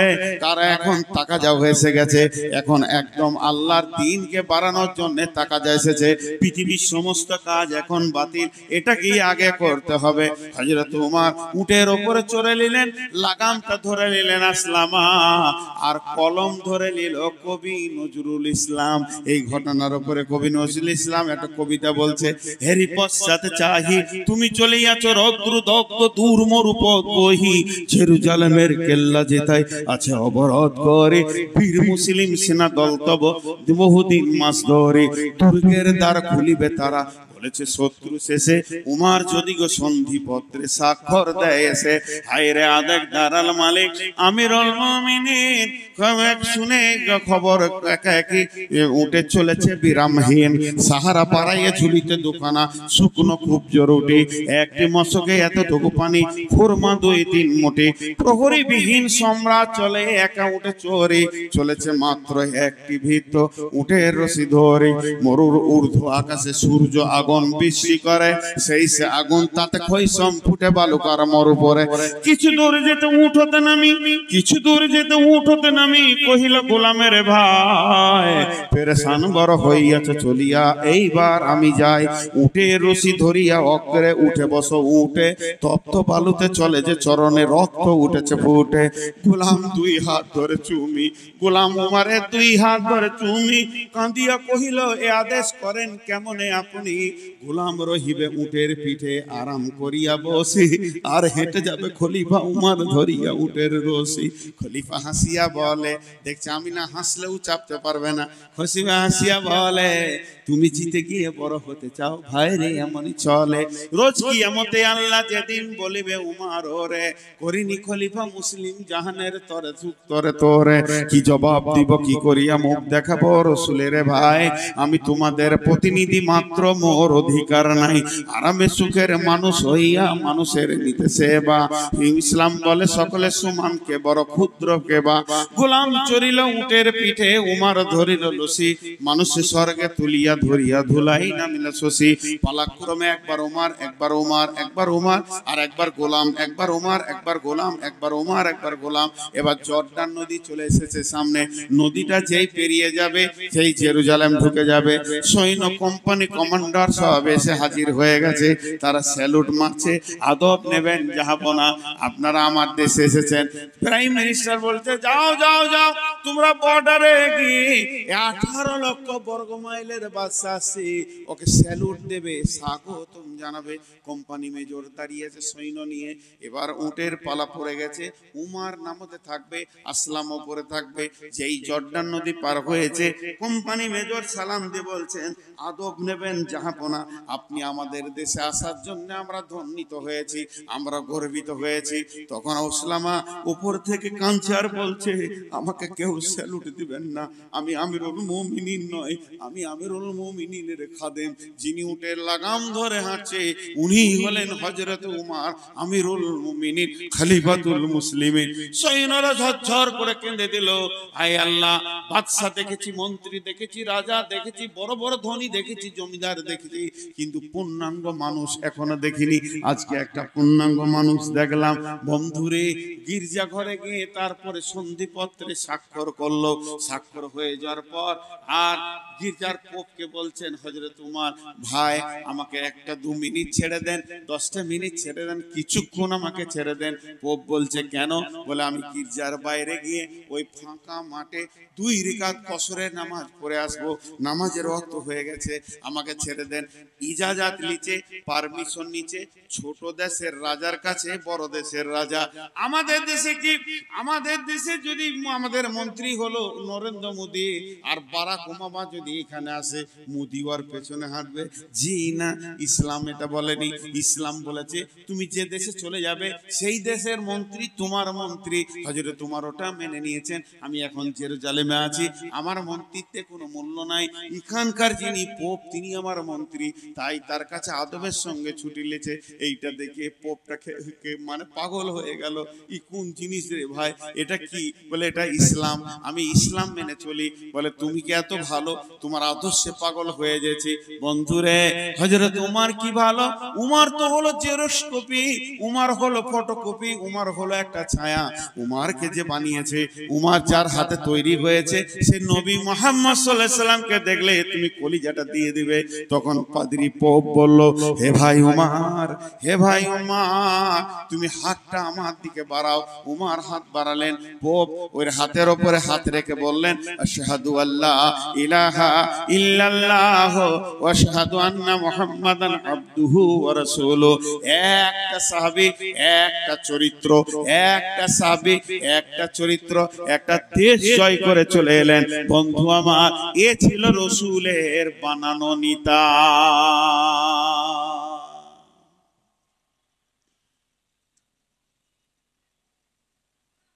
চেয়ারটা দিয়ে পাঠাবো, আপনি দাঁড়িয়েছেন, আমার খুব কষ্ট হয়েছে, চেয়ারটা দিয়ে আমি একটু কষ্ট করে নিচে বসে চালিয়ে নিই। কত মস্তান আর দেখবো রে বা, আমি ওর প্রেসারের রুগীর সুগার বেড়ে গেছে, লোড নিতে পারছি না।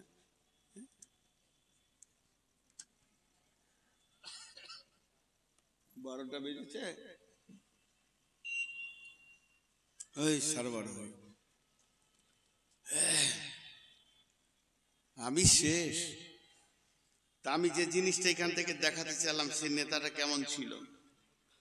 উমরের কথা বলতে বলতে বলতে বলতে রাত পেরিয়ে যাবে। যাক, 1 নম্বর হচ্ছে জনসাধারণের মাল নেতারা লুটে খাবে। নাম্বার 2, ওয়ালামানাতু মাগনামান, ওয়ালামানাতু মাগনামান, ওয়ালামানাতু মাগনামান, আমানতের খেয়ানতি চলবে। এমন একটা জামানা আসবে, 20,000 টাকা যদি কারো কাছে রেখে দেন 3 দিন পর নেব বলে, 3 দিন পর যখন আপনি আসবেন, বল ভাই টাকাটা দেন, হ্যাঁ দিয়ে দিচ্ছি বিকাল বেলায়। বিকাল আবার কেন রে বন্ধু, আমার আমানত টাকা তোমাকে দিয়েছি। বিশ্ব নবী বলছেন, কেউ যদি আমানত দেয়, ওই আমানতের 5টা 100 টাকা নোট বের করে তুমি যদি 500 টাকা ভরে দাও, এটাও খেয়ানতি হয়ে যাবে। যে নোটগুলো দিয়েছে ওটাই দিতে হবে, এটা আমানতদারি। আমানতদারি খেয়ানত করলে ওই লোকটা মুনাফিক হয়ে যাবে। অথচ আল্লাহর নবী বলছেন এমন একটা জামানা আসবে আমার উম্মতের ভিতরে আমানতদারি চলে যাবে। এবার বলেন 50,000 টাকা দিয়ে আপনি নিশ্চিন্তে থাকতে পারবেন না, 5 দিন পর টাকাটা আমি পেয়ে যাব। আনতে গেলে প্রথম বলবে বাক্সতে আছে, আপনার ভাবি নাই। তারপরে বলবে ভাবি এসেছে, টাকাটা বড় ছেলে একটা কাজে লাগিয়ে দিয়েছে, কালকে নেবেন পশু নেবেন। এই করতে করতে 10 বছরও আপনি টাকাটা আর পাবেন না। আমানতের খেয়ানাতি চলবে। মাদ্রাসার টাকা, মসজিদের টাকা, আর খিলাফের টাকা, আপনার কিনা সরকারি টাকা, গ্রামের টাকা, মসজিদের মক্তবের টাকা, কুরবানির চামড়ার টাকা, ফিতরার টাকা, যার কাছে জমা থাকবে ও আমানতের খেয়ানতি করবে।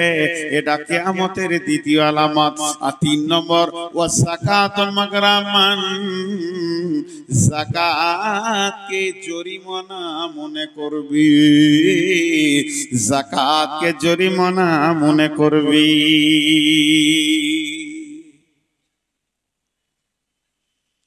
কিছুদিন আগে ওয়াকফ বিল নিয়ে লাফালাফি হলো কি হলো না? আরে হ্যাঁ না বলেন। তো কলকাতায় যে ওয়াকফের সম্পত্তিটা আছে, শেষ দিকে কি রেজাল্ট পেলেন? মুসলমানদের ভিতরে কিছু লুটে নিয়েছে বলে। অন্যজন তো লুটেছি, তাদের নাম আমি আর বলবো না, এখনো তারা মন্ত্রী আছে আর কিছু আছে, লুটে নিয়েছে। তো এই ঘটনা ঘটবে, আমানতের খেয়ানতি চলবে, যাকাতকে জরিমানা মনে করবে। যাকাত দিতে বললে ওর মন খারাপ, যাকাত দিতে চাইবে না। কিন্তু যাকাত হচ্ছে এই মুসলমানদের মেরুদণ্ডের হাড়, যাকাত হচ্ছে মুসলমানদের মেরুদণ্ডের হাড়, যাকাত হচ্ছে মুসলমানদের মেরুদণ্ডের হাড়। যাকাতকে ঠিক মতো যদি মুসলমানরা বের করে, তার একটা গরিব থাকবে না। ছোট করে চিন্তা করেন, শুধু মহিষাপুরে যতগুলো ধনী আছে, যাকাত, ওসর, ফিতরা, মালটা এক জায়গায় জমা করেন। 10টা গরিবের ছেলেকে ছোট করে বিজনেস খুলে দেন আর বলেন এই টাকা আমাদের অফিসে জমা হবে, তুমি যা ইনকাম করবে তার থেকে খাও। বছরে যদি 10টা করে ছেলে কাজ পাই, ছোট ছোট বিজনেস পাই, তাহলে 5 বছরে 50টা পাবে। ভিখারি আর থাকবে না। একটা গায়ে অত ভিখারি নেই। ছিল এক জামানায় উমর বিন আব্দুল আজিজ, যাকে দ্বিতীয় উমর বলা হয়, ওর জামানায়, ওর জামানার ঘটনা। এটা আমি হাদিস বলছি না, এখন যেটা বলছি ওর জামানার ঘটনা। কেমন হয়েছিল যাকাতের খবর? একটা লোক 5,000 দিরহাম নিয়ে ঘুরছে, গায়ে গায়ে টোলায় টোলায় ঘুরছে, যাকাত লিবে জি যাকাত। লোক নাই, যাকাত লেওয়ার লোক নাই। 3 দিন ঘোরা হয়ে গেল গায়ে গায়ে, কেউ বলছে না যে যাকাতের টাকাটি আমাকে দাও। শেষকালে মাঠে রোদে একটা গাছতলায় গিয়ে বসে আছে, তো দেখছি একটা লোক ময়লা কাপড় পরে, জুব্বা টুব্বা পরে ওখানে হেঁটে আসছে হন্তদন্ত হয়ে। ও বলছে যাক আলহামদুলিল্লাহ, এবার একটা গরিব পেয়েছি, একে যাকাতটা দিব, দে বাড়ি যাবো, আমার ব্যবসা বাণিজ্য 3 দিন থেকে বন্ধ। ওর কাছে যখন এসেছে, আসসালামু আলাইকুম, আগে সালাম করছে আগ্রহ করে, ভালো আছেন ভাই? যাক আপনি এসেছেন, আমি এই যাকাতের মালটা নিয়ে ঘুরছি, কয়েকদিন থেকে বাড়ি ঘর ছেলে পিলে ছেড়ে দিয়েছি ভাই, আজকে 3 দিন হলো যাকাত দিয়া লোক পেছি না, তাই টাকাটা নেন, দা আমাকে ছাড়েন। ও বলছে তোর মাথা খারাপ নাকি মিয়া, তোমার কি হয়েছে? বলে যাকাত দিতে এসেছি। কত আছে? 5,000 দিরহাম। কদিন ঘুরছো? বলে 3 দিন। বলে আমি 10,000 নিয়ে 15 দিন ঘুরছি, কাপড় এমনি ময়লা হয়নি। বন্ধুরা আমার, মুসলমানরা সেই যাকাতটা তিলে তিলে হারিয়ে দিল। যাকাত হলো মুসলমানদের মেরুদণ্ড। মুসলমানরা যদি আজও পর্যন্ত যাকাত রাখতে পারতো, ভারতবর্ষটাকে টাকা দিয়ে রেজিস্ট্রি করে নিতে পারতো। বন্ধু আমার, এইটা আমাদের শেষ হয়ে গেছে। মানুষ যাকাত দিতে চায় না, যাকাতকে জরিমানা মনে করে। ধানের ওসর, ধান আসছে 30 থেকে 40 জন লিবার কাজ করছে, আর ধান মেশিনে ঝাড়াই বাড়াই হচ্ছে, ধানের রাস লেগে গেছে, পাহাড় বেনে গেছে। আর যদি মাদ্রাসাওয়ালা চেকটা নিয়ে যায় তো এমন করে তাকাবে, মনে হবে যেন বাপুতি মাল আমি দিছি। চাষিদের ভিতরে এমনি কথা আছে, আর বাপুতি মাল কড়া লোক যদি থাকতো তোর গালে থাপড় মেরে বলতো তোর বাবার টাকা নিতে আসিনি, আমি আল্লাহর হকটা নিতে এসেছি, ফেল। কিন্তু না ভাইরা আমার, যাকাতকে জরিমানা মনে করবে, তাহলে 1 নম্বর হলো জনসাধারণের মাল নেতারা লুটে খাবে, 2 নম্বরে আমানতের খেয়ানতি চলবে, 3 নম্বরে যাকাতকে জরিমানা মনে করবে, 4 নম্বরে আতার রাসূল উমরাতাহু, আতার রাসূল উমরাতাহু, আতার রাসূল উমরাতাহু। মেয়েদের পেছনে পেছনে পুরুষেরা কুকুরের মতো ঘুরবে। এখন একবার জিলেপের মার্কেটে গিয়ে দেখেন, রাস্তায় দেখেন যুবক পেছনে যুবতী আগে, এদের 2 জনকে মনে হচ্ছে আশ্বিন মাসের কুত্তা কুত্তি পেছনে পেছনে ঘুরবে। আল্লাহর নবী বলছেন আতার রাসূল উমরাতাহু, বরং হওয়া উচিত ছিল স্ট্রং থাকবে বেটা ছেলে, মেয়েদের একটা আশ্রয়ের দরকার আছে, সে ছেলে খোঁজ করবে, এটা ভালো জিনিস। কিন্তু এ একবারে লেছড়া হিজড়া বেনে গেছে, মেয়েদের পেছনে কুত্তার মতো ঘুরবে। আল্লাহর নবী বলছেন এমন একটা জামানা আসবে রে, যুবতীরা তো শেষ হয়ে যাবে লুচ্চাদের হাতে, আর যুবতীরা শেষ হয়ে যাবে রান্ডি হয়ে, আর যুবকদেরকে লুচ্চা বানিয়ে ছেড়ে দেবে। অন্য হাদিস আছে কাসরাতুজ জিনা, পৃথিবীতে একটা সতী নারী পাওয়া মুশকিল হয়ে যাবে। ওই মেয়েটা নিজের বুকে হাত দিয়ে বলবে আমাকে কোনো পুরুষ দেখেনি, আমার চামড়া দেখে কোনো পুরুষ যেন তার মাথা গরম করেনি, আমি পর্দাতে নিজেকে রেখেছি, আমাকে ব্যবহার করা তো দূরের কথা, আমার কণ্ঠস্বরে কেউ আনন্দ পায়নি, এ কথা বলার ক্ষমতা কারও হবে না, মেয়ে সব ব্যবহার হয়ে যাবে। আল্লাহর নবী বলছেন আতার রাসূল উমরাতাহু। তফসিরে মাজাহেরে এমন দিয়েছে, একটু হালকা বলবো, বেশি বলতে গেলে সহ্য করতে পারবেন না। এই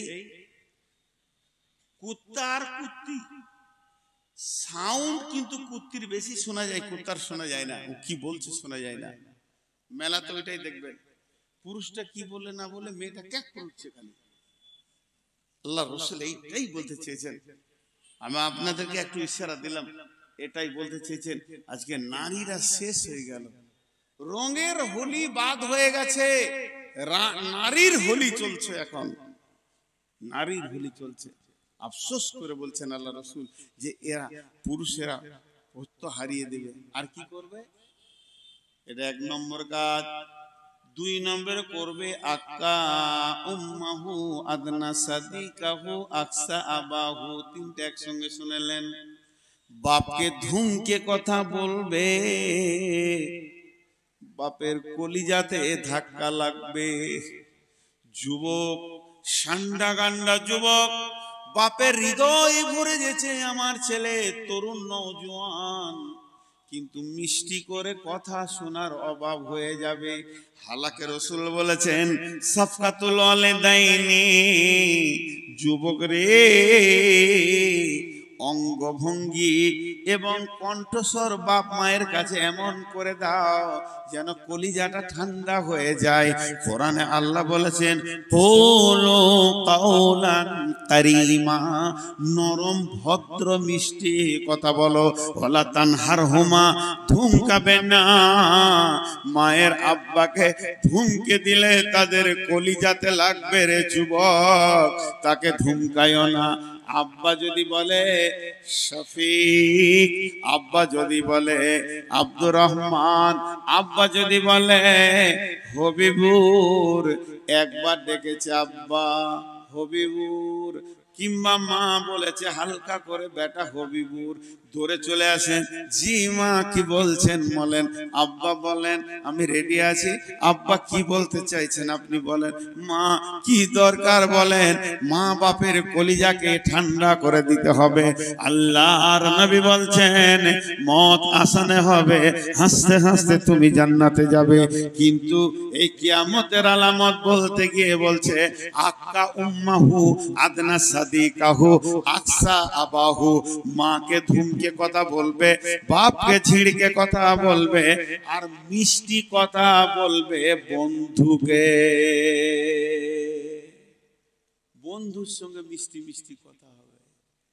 তিনজন শেষ। সূর্য ডুবে গেছে, মাগরিবের নামাজ হয়ে গেছে।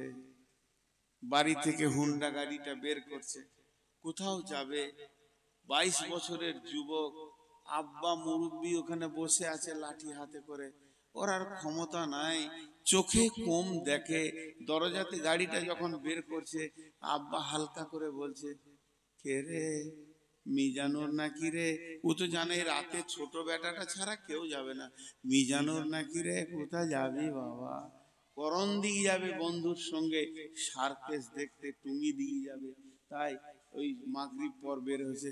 কোথায় যাবে বাবা? এই কথাটা যে কত কলিজার ভিতর থেকে বলছে আপনি বুঝতে পারছেন না। চট করে ধুমকি দিলেন, বান বান করো না, বসে থাকো। কোথায় যেছি না যেছি, খালি যেখানে যাবো ওখানে মারবো, কোথাও কোথাও কোথাও। বাপকে বকে দিল, চলে গেল সার্কেসে।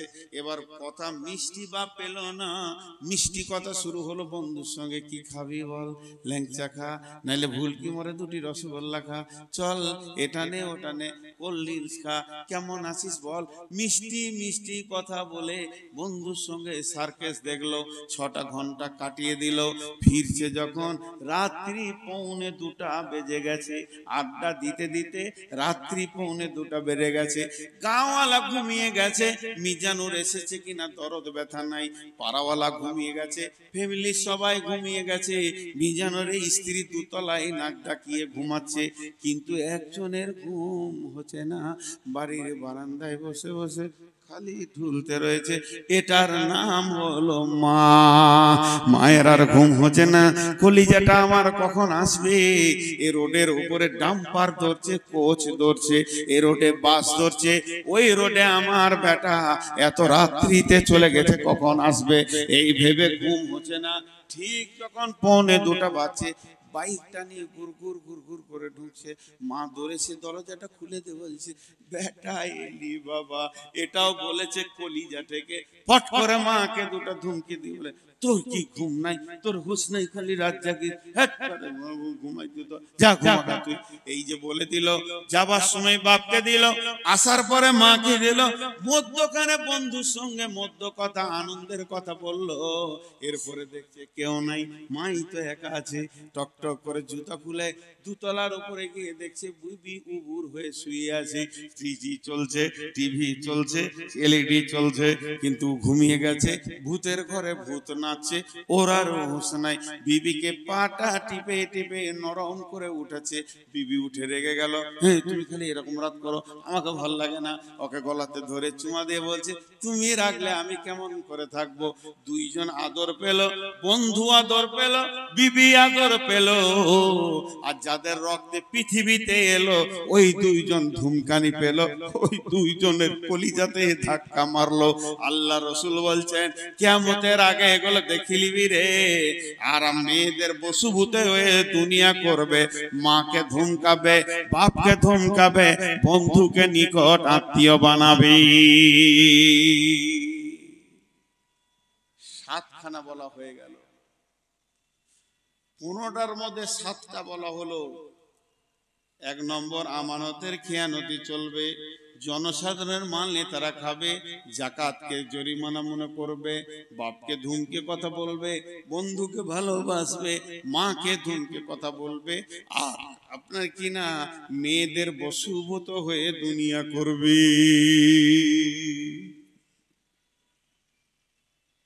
সবই তো উঠে চলে গেছিল। এই কটা আছে জি, আর বাকি কটা শোনাবো না ছেড়ে দেবো? হ্যাঁ শোনান বলছে, তাও আসতে বলছে। রোগা সুগার তো আমার হয়েছে, তা আপনারা জোরে কথা বলেন। এবার হলো 8 নম্বরে, যাহা অতুল্লিমা লিগাইরি দ্বীন, তুল্লিমা লিগাইরি দ্বীন, দিন বেঁধে রেখে বেদিনীর শিক্ষার প্রচার প্রসার বেড়ে যাবে।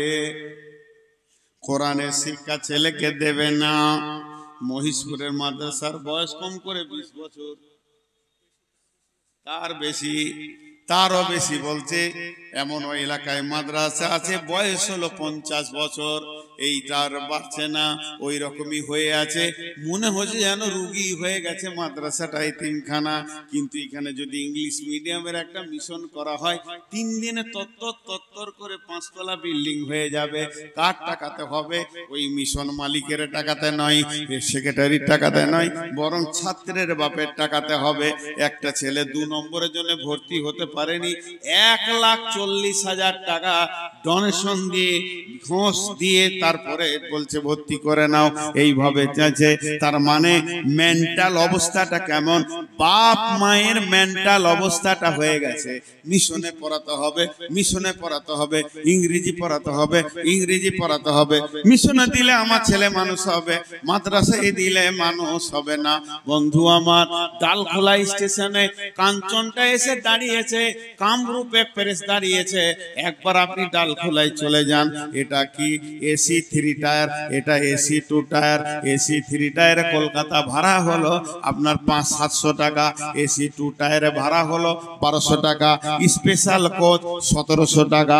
এরপর হলো স্লিপার আপনার 250 থেকে 300 টাকা। একটা বগি আছে, 2টি বগি সামনে আর 2টি পেছনে আছে, যার নাম হলো জেনারেল। জেনারেল জেনারেল এটা ইংরেজি ভাষা, এর বাংলা হচ্ছে সাধারণ। সাধারণ ওটা কোনো ক্লাস নাই, সেকেন্ড ক্লাস ফার্স্ট ক্লাস নাই, ওটা কোনো স্লিপার নাই। এই জেনারেল বগিটা যদি একবার দেখেন তো মনে হবে গরু ছাগল ভেড়া ঢুকে আছে। এই জেনারেল। তাহলে পৃথিবীতে যত শিক্ষা আছে, মাদ্রাসার শিক্ষা আর মক্তবের শিক্ষা আর জামিয়ার শিক্ষা, মদিনা ভার্সিটির শিক্ষা, এই কোরআনের শিক্ষা, এটা জেনারেল নয়, এটা অসাধারণ শিক্ষা। আর যত প্রাইমারি, হাই স্কুল, কলেজ এবং ইউনিভার্সিটির শিক্ষা, এই শিক্ষাটার নাম হলো জেনারেল শিক্ষা, তার মানে সাধারণ শিক্ষা। মা বাপ নিজের ছেলেকে গরু ছাগলের বগিতে ঠেলে ভরে দিচ্ছে, ঢুকে যা, আর স্লিপারে দিচ্ছে না। তার কারণে এদের মাথা বিগার নিয়েছে। মনে ভাবছে আমার ছেলে ডাক্তার হবে, মানুষ হবে, ইঞ্জিনিয়ার হবে, মানুষ হবে। বন্ধুরে, কলম নেন, লিখেলেন, নূর মোহাম্মদ মরে গেলে হয়তো এই সাউন্ড আর আসবে না। আপনার ছেলে ইঞ্জিনিয়ার যদি হয়, আর যদি একবার ভালো ডাক্তার, সার্জন হয়ে যায়, অফিসার হয়ে যায়, বউটা সেই মতো ঘরে আসবে। আপনার সংসারে কোনো মূল্য থাকবে না, চাকর ছাড়া আপনার কোনো মূল্য থাকবে না। জেনে রেখে দেন, ওই ছেলে আপনাকে সুখের ভাত দেবে না, আপনাকে টাকা পয়সা দিয়ে বৃদ্ধাশ্রমে পাঠিয়ে দেবে। আর অসাধারণ শিক্ষা, মা কি আব্বা কি, এদের কাছে কেমন করে চলতে হয়, এটা যদি একবার কোরআন থেকে পেয়ে যায়, ছেলে আপনার কাছে সারা জীবন কাঁচুমুচু হয়ে থাকবে। এটা অসাধারণ শিক্ষা। এই সারা পৃথিবীকে শান্তি দিতে পারে। ডাক্তার মরে গেলে পড়া শেষ, ইঞ্জিনিয়ার মরে গেল বুদ্ধি শেষ, উকিল মরে গেল বুদ্ধি শেষ, জজ জজগিরি শেষ হয়ে গেল। এরকম যতগুলি স্তরের আপনি নাম নেবেন, ডাক্তার, ইঞ্জিনিয়ার, প্রফেসর, উকিল, জজ, ব্যারিস্টার, আর কিছু AISI অফিসার, সবগুলো আজরাইল যেদিন আসবে, ওর নামের পরিচয় কেটে দিয়ে চলে যাবে, মুছে দিয়ে চলে যাবে, আর কাজে লাগবে না। কিন্তু বন্ধুরে, কোরআনের শিক্ষা, মাদ্রাসা শিক্ষা মরার পরে আরো সতেজ হবে। আল্লাহর নবী বলছেন, যে ছেলেটা হাফেজ হবে, যে ছেলেটা আলেম হবে, যে ছেলেটা হাফেজ হবে, যে ছেলেটা আলেম হবে, ছেলেটার কথা আলাদা। ওর মা আর বাপকে মুতির মিম্বারে কিয়ামতের দিন বসিয়ে দেয়া হবে। গোটা কিয়ামতের ময়দানের লোক তাকাবে আর বলবে ওই মেয়েটির পেটে বাচ্চাটা আলেম না হলে হাফেজ, ওই ছেলেটার পেটের বাচ্চাটা আলেম কিংবা হাফেজ হয়েছে। আল্লাহ এত সম্মান দিয়েছে। পৃথিবীতে বাঁচবেন কতদিন? 50 বছর নাই 100 বছর। পৃথিবীতে বাঁচবেন কতদিন? আমি ধরে নিলাম 50 নাই সর্বোচ্চ 100 বছর। আর মুতির মিম্বারে বসে থাকবেন কতদিন? 50,000 বছর। তাহলে জেনেলেন আবাদান আবাদান জিন্দেগি। আল্লাহর নবী বলছেন আফসোস, অরিজিনাল শিক্ষাটা বাদ দিয়ে ওরা আলোচনা করবে। সোনা মানিকটা জন্ম নিয়েছে, মা বাপের মাঝে হাত পালে খেলছে, আর রাত্রি 10টায় স্বামী স্ত্রী চুক্তি করছে কোন মিশনে দিব রে, কোন মিশনে দিব রে, কোন গাড়ির জেনারেল বগিতে ঠেলে ভরে দিব রে, আমার ছেলেটাকে কামরূপের জেনারেল বগিতে দিব না কাঞ্চনের বগিতে দিব। এদের মাথাতে একবারও আসছে না ছেলেটাকে আমি আল্লাহর কালাম পাকের হাফেজ বানাবো। এটা হলো 8 নম্বরে আলামত আপনার কিনা এই মানুষ কোরআনের শিক্ষা বাদ দিয়ে বেদিনী শিক্ষার পেছনে পড়ে যাবে।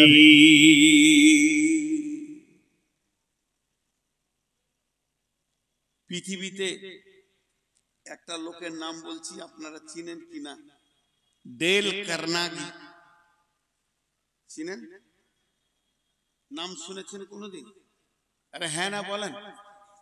ডেল কার্নেগি, ইনি খ্রিস্টান, বাড়ি আমেরিকা।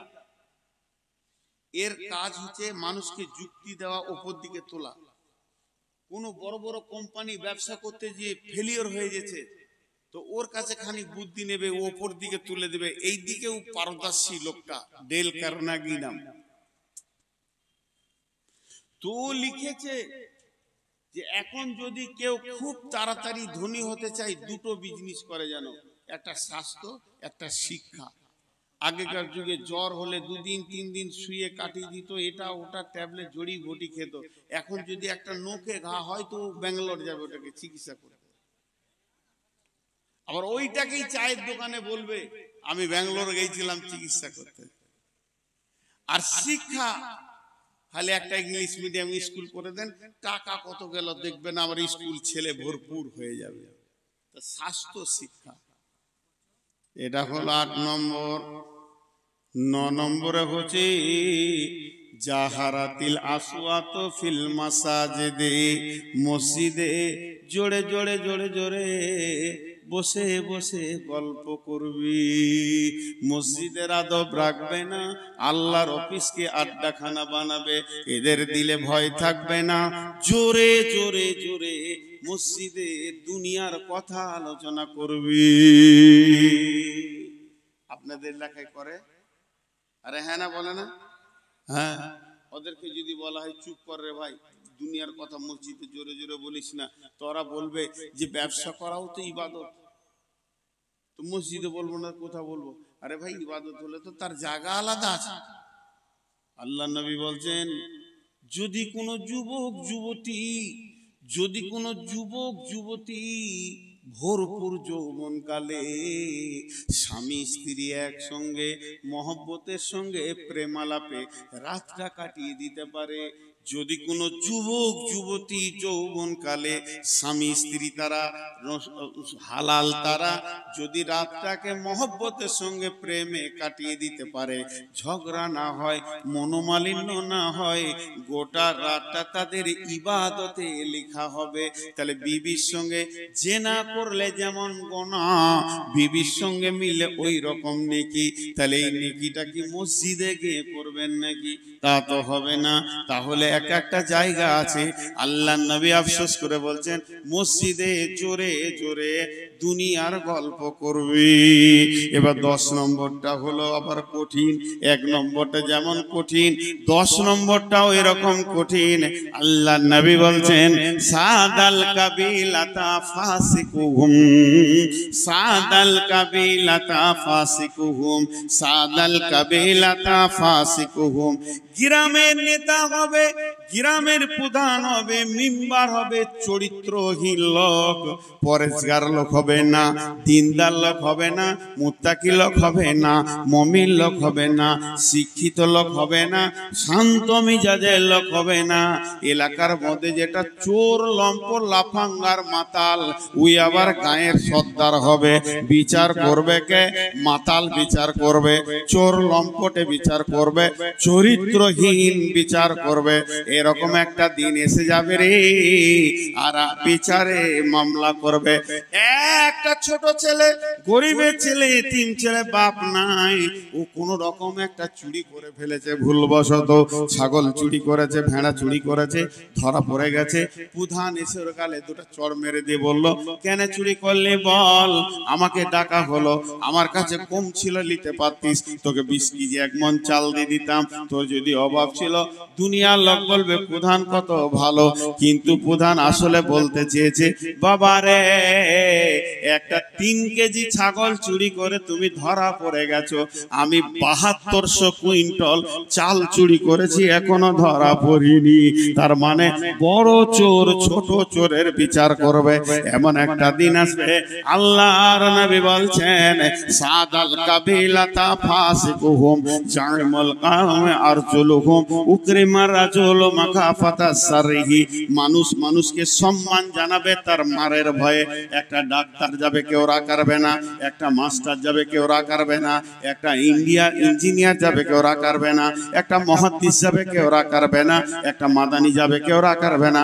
আর এলাকার গুন্ডা নেতাটা যখন পেরিয়ে যাবে, সবাই খালি বলবে, ভাই ভালো আছেন, আসেন চা খেয়ে যান। তার মানে মারের ভয়ে সম্মান দিয়া দিয়ে চলবে। এমন একটা জামানা আসবে, আল্লাহর নবী বলছেন, যারা প্রধান হবে, মেম্বার হবে, গায়ের নেতা হবে, নিজের নামটা সই করতে পারবে না, ছাগলের রাখা গদিতে গিয়ে বসবে। এটা হবে অবস্থা।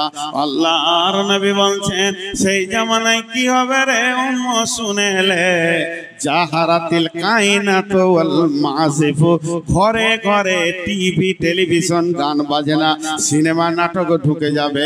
এটাকে কেউ আটকাতে পারবে না। হুর হুর করে ঘরে ঘরে সব সময় যেন 24 ঘন্টা টানানা টানানা টানানা লেগে থাকবি। আজ থেকে 30 বছর 40 বছর আগে, 30-40 বছর আগে এই মহেশপুর গ্রামে যদি কারো গলিতে ঘরের পাশ দিয়ে ঘোরা হতো, কোনো কারণে গলির ভিতর দিয়ে যাওয়া হতো, তো ঘরের ভিতর থেকে সাউন্ড আসতো, মা, খালা, দাদা, দাদি, নানা কোরআনের তেলাওয়াত করছে। ওটা আর না।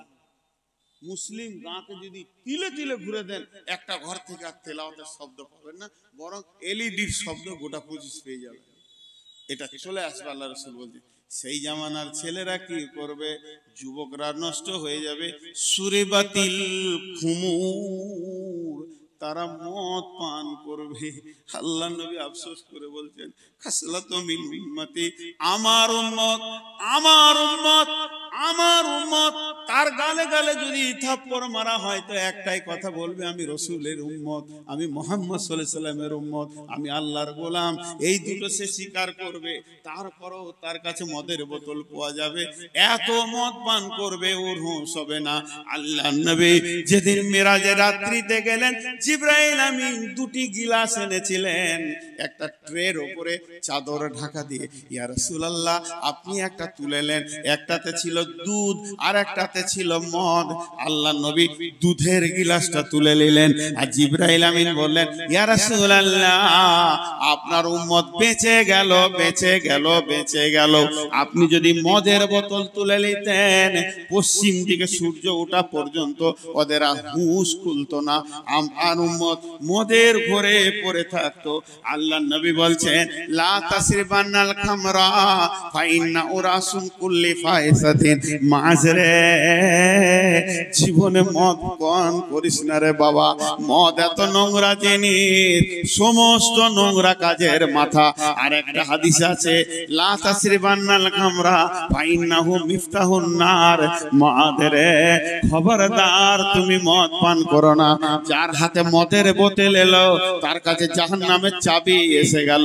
যে মদ খেয়ে নিল সে যেন আগুনে ঢুকে গেল।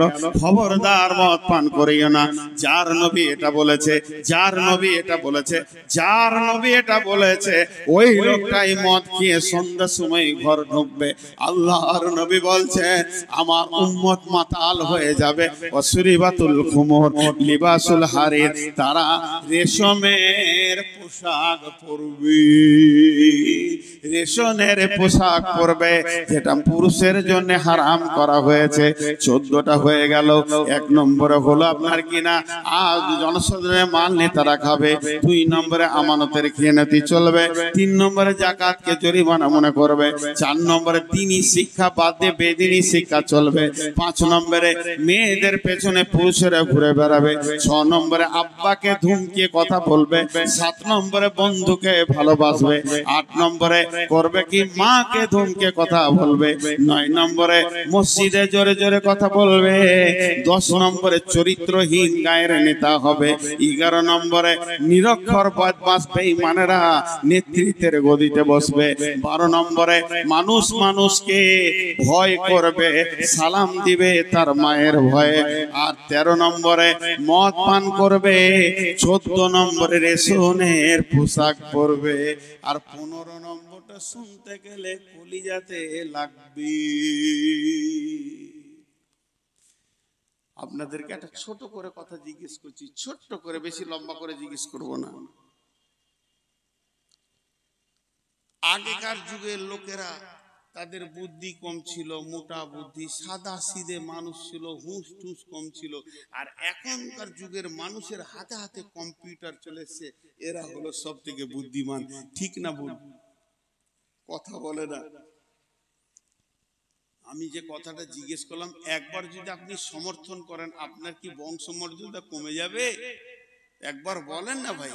আগেকার লোকেরা সাদা সিধে ছিল, বুদ্ধি কম ছিল, হুঁশটুস কম ছিল, সাদা সিধে জিন্দিগি করেছে। আর এখনকার লোকেরা হচ্ছে চালাক, এদের হাতে কম্পিউটার এসে মূর্খ থেকে মূর্খ বুদ্ধিমান হয়ে গেছে। ঠিক না ভুল?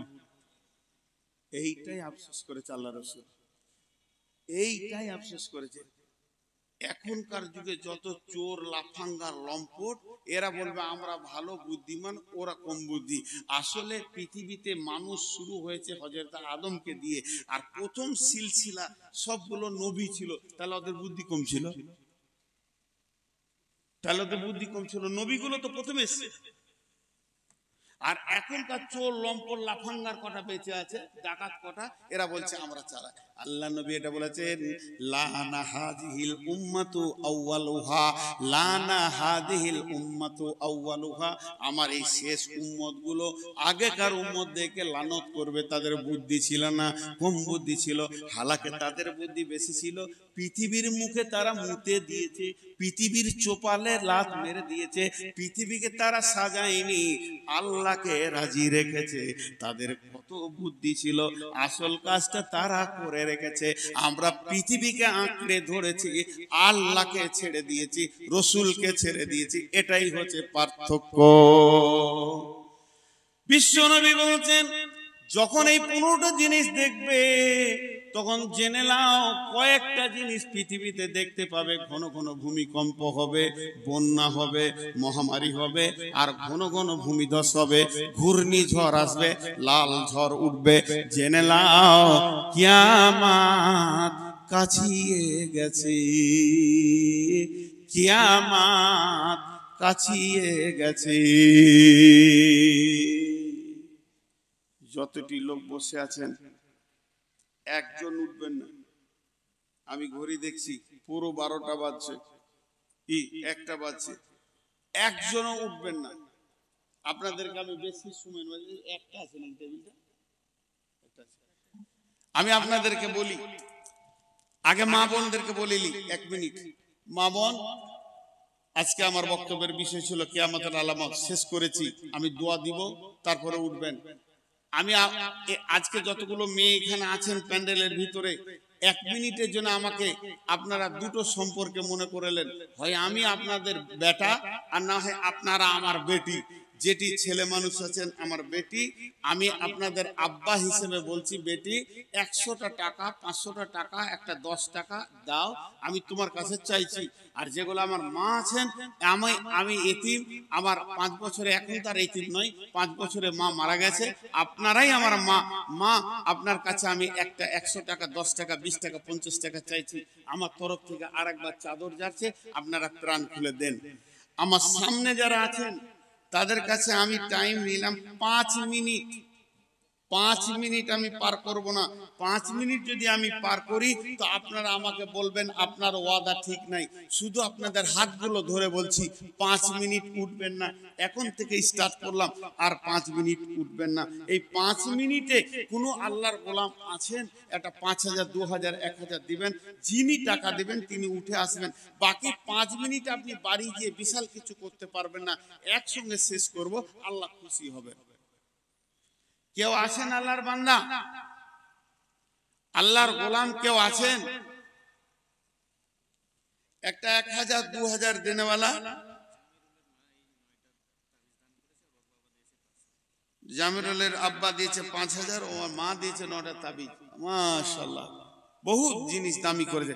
খালি একটা কথা আবার বলছি, উঠে চলে যেন না, 5 মিনিটের জন্য চলে যেন না। জি দেন, আমাকে দেন। যে এলো চষে, সে আছে বসে, লাড়া কাটাকে ভাত দিতেছে, ভিক্ষা করছি আমি আর টাকা দিচ্ছি ওদেরকে। হুঁশ, মাশাআল্লাহ। কত আছে ভাই?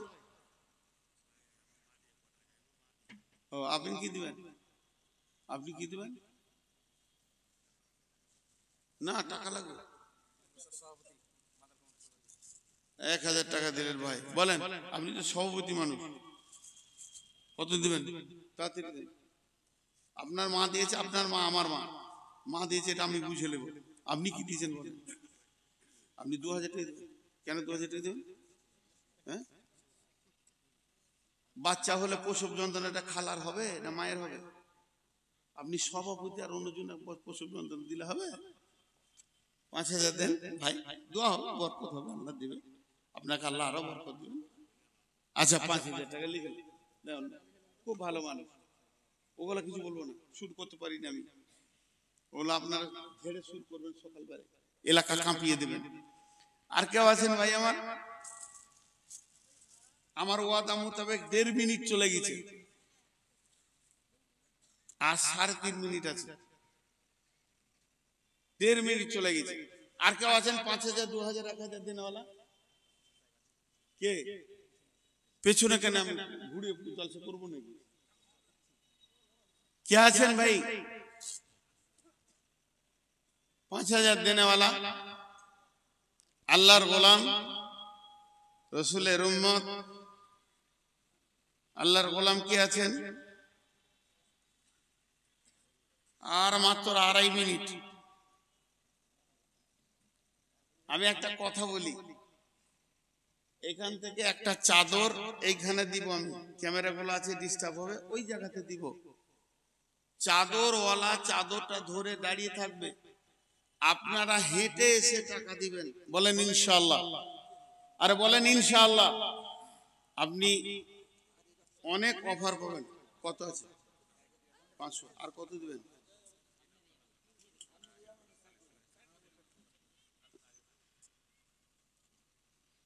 খুব চালা বলছে, আগামী এমপিতে দাঁড়াবো, আমার জন্য দোয়া করবেন। কত? কেউ মারছে নাকি আপনাকে? সরে পালাচ্ছেন তো, তাড়াতাড়ি আমাকে গুনতে দিতে হবে তো। আমি ওরকম আদায় করি না, আমি করি না ওরকম। ওই ধরে ধরে আদায় করা ভালো লাগে না। ওর পায়ে দেল দাও, খালু বলো বাপ বলো, আমি পারবো না। আমার বাপ আছে, খালু আছে। কত আছে? 7। দেখে আর 3 বার করে। ঠিক আছে, দিয়ে দিচ্ছি। মাশাআল্লাহ। আর কেউ আছে? ওই জোর করে 10,000 20,000 লিখে নেবে, যে অঙ্ক শোনাবে রাতে, যে অনাদায় এখন ডিউ আছে 27 লাখ, যে 3 বছরে দেয় না, 7 বছরও দেয় না। জি ভাই, আর কেউ আছেন? এই চাদরওয়ালা এখানে যান, আমি আমার ওয়াদা ঠিক রাখবো।